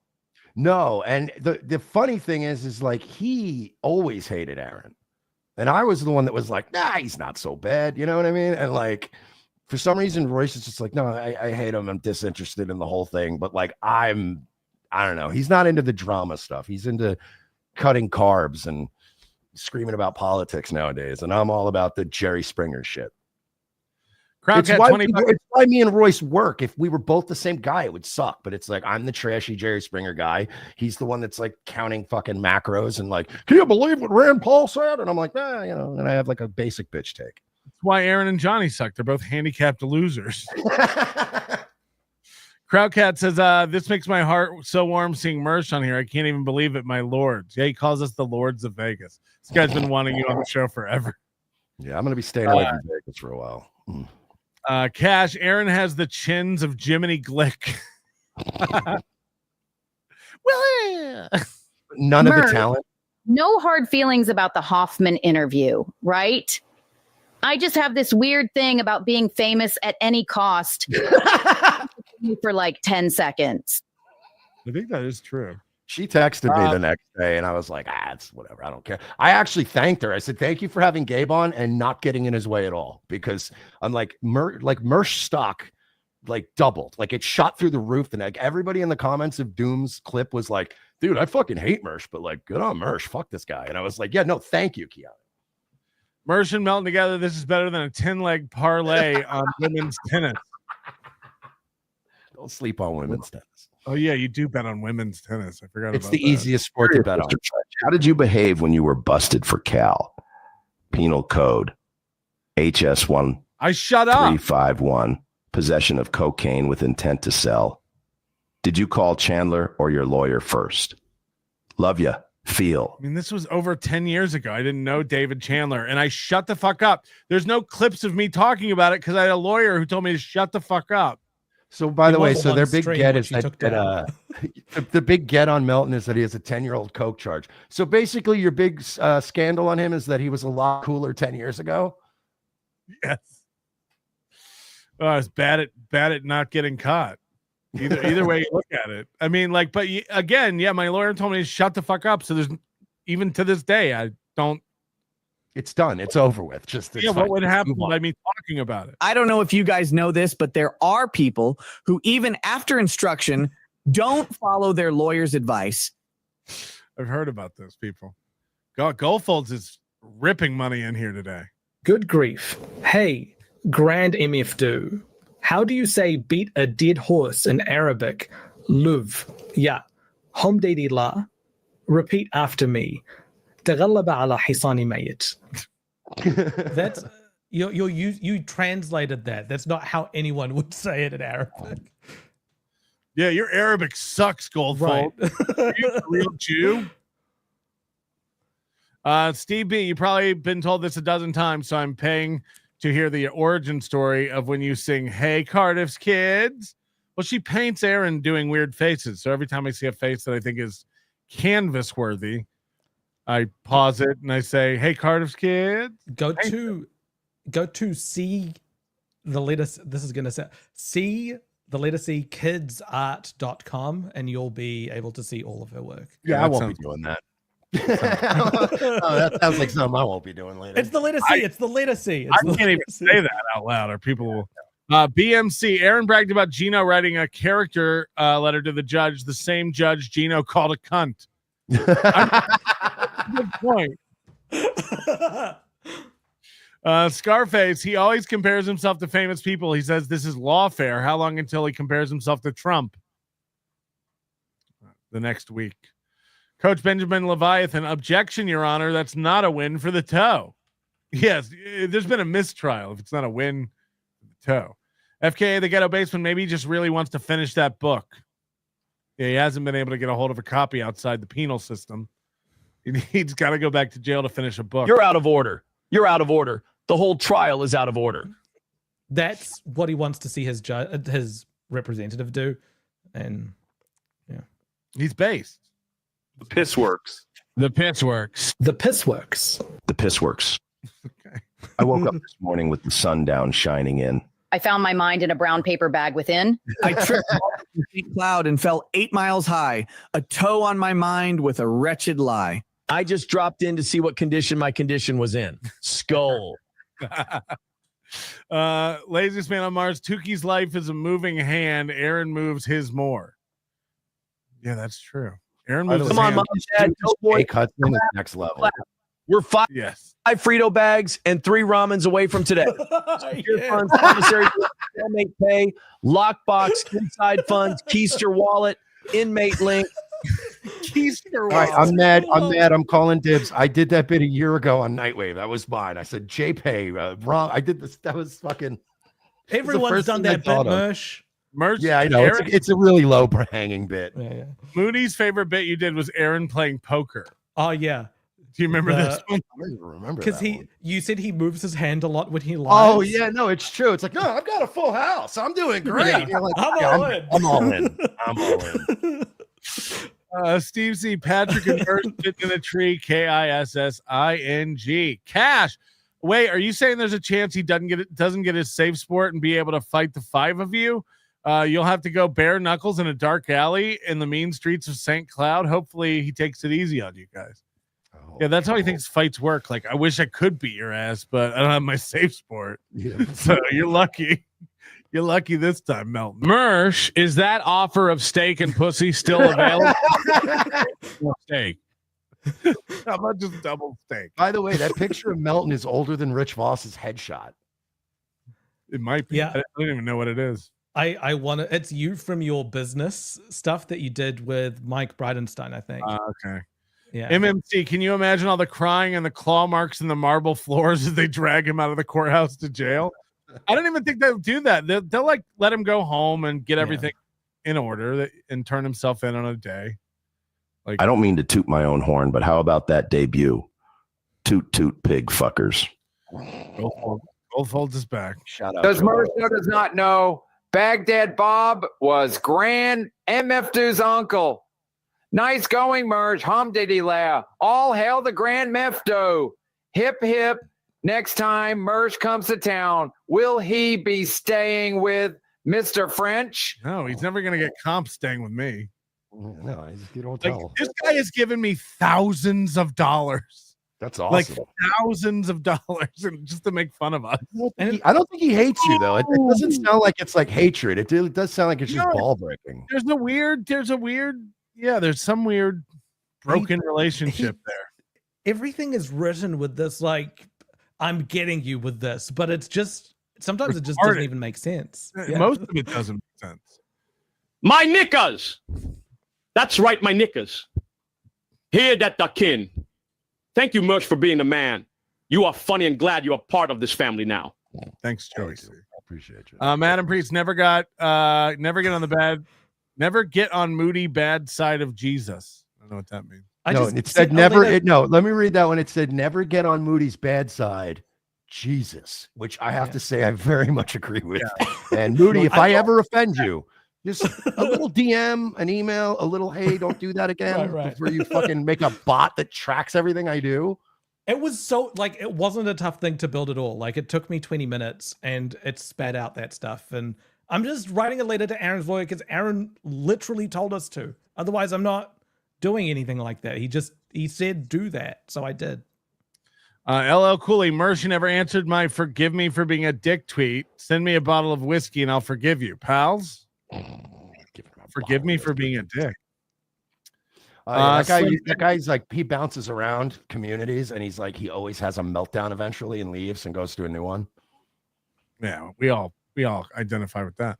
Slim Faley, this trio is fun. Mason and Portland, Mersh and Melton, the start of a beautiful friendship. This is like when Hogan and Savage joined forces. Yeah, but Hogan's almost dead, apparently. He's dying right now. Oh, shit. You guys think that Shiv had poop on it? Away, it hurts. I'm bleeding pretty bad. Don't just stand there. Call C.O. Smith. We're pals. Shades Cal, Rocco, Mersh, and Chad on third mic equals my fever dream plus tip. It's good to see you boys playing nice. Oh, great steak and great sauce. Let's fucking go. Female cops and fish lunch. Join me in my paradise. Mersh, do you lock my hair? Christ. Your Honor, I'd like to read a letter from my girlfriend. She lives in Ontario Falls, Canada.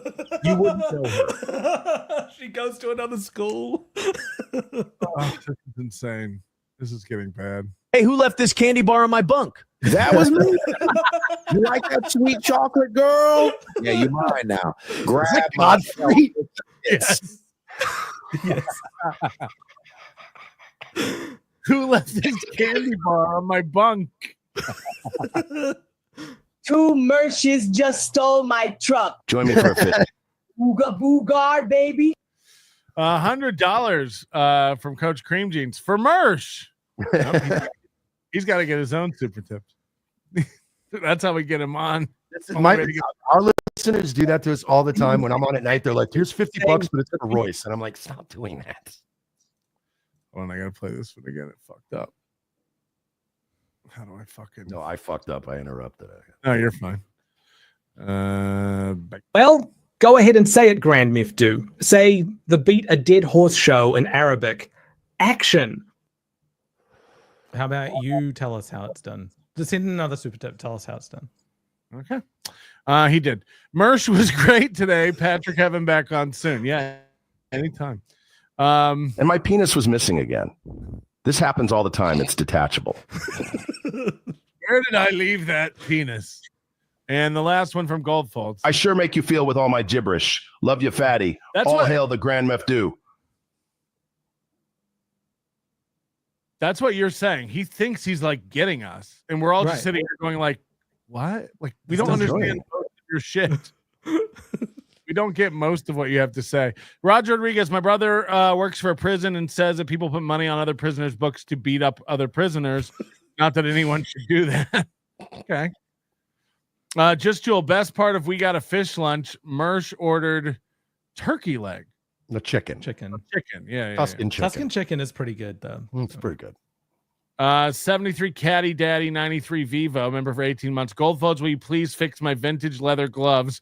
I've been trying to contact you for months with no response. Do you like money? Thank you in advance for your response. Because he makes those leather binders. And then beloved chatter with a buzzer beater. Whoa, Tyrone. Before we scrap, I'm going to need to see your cell sport certification. I am to register deadly weapons, and we need to do things legal, Holmes. Holmes. Jesus Christ. This has been an amazing episode. Final thoughts? Anybody have anything they want to get out before we... Just thanks for having me. This was fun. Yeah, but we'll get your plugs in a second. Moody usually has a lesson, like a Jerry Springer moment. We've neglected to mention anything about the safe sport stuff.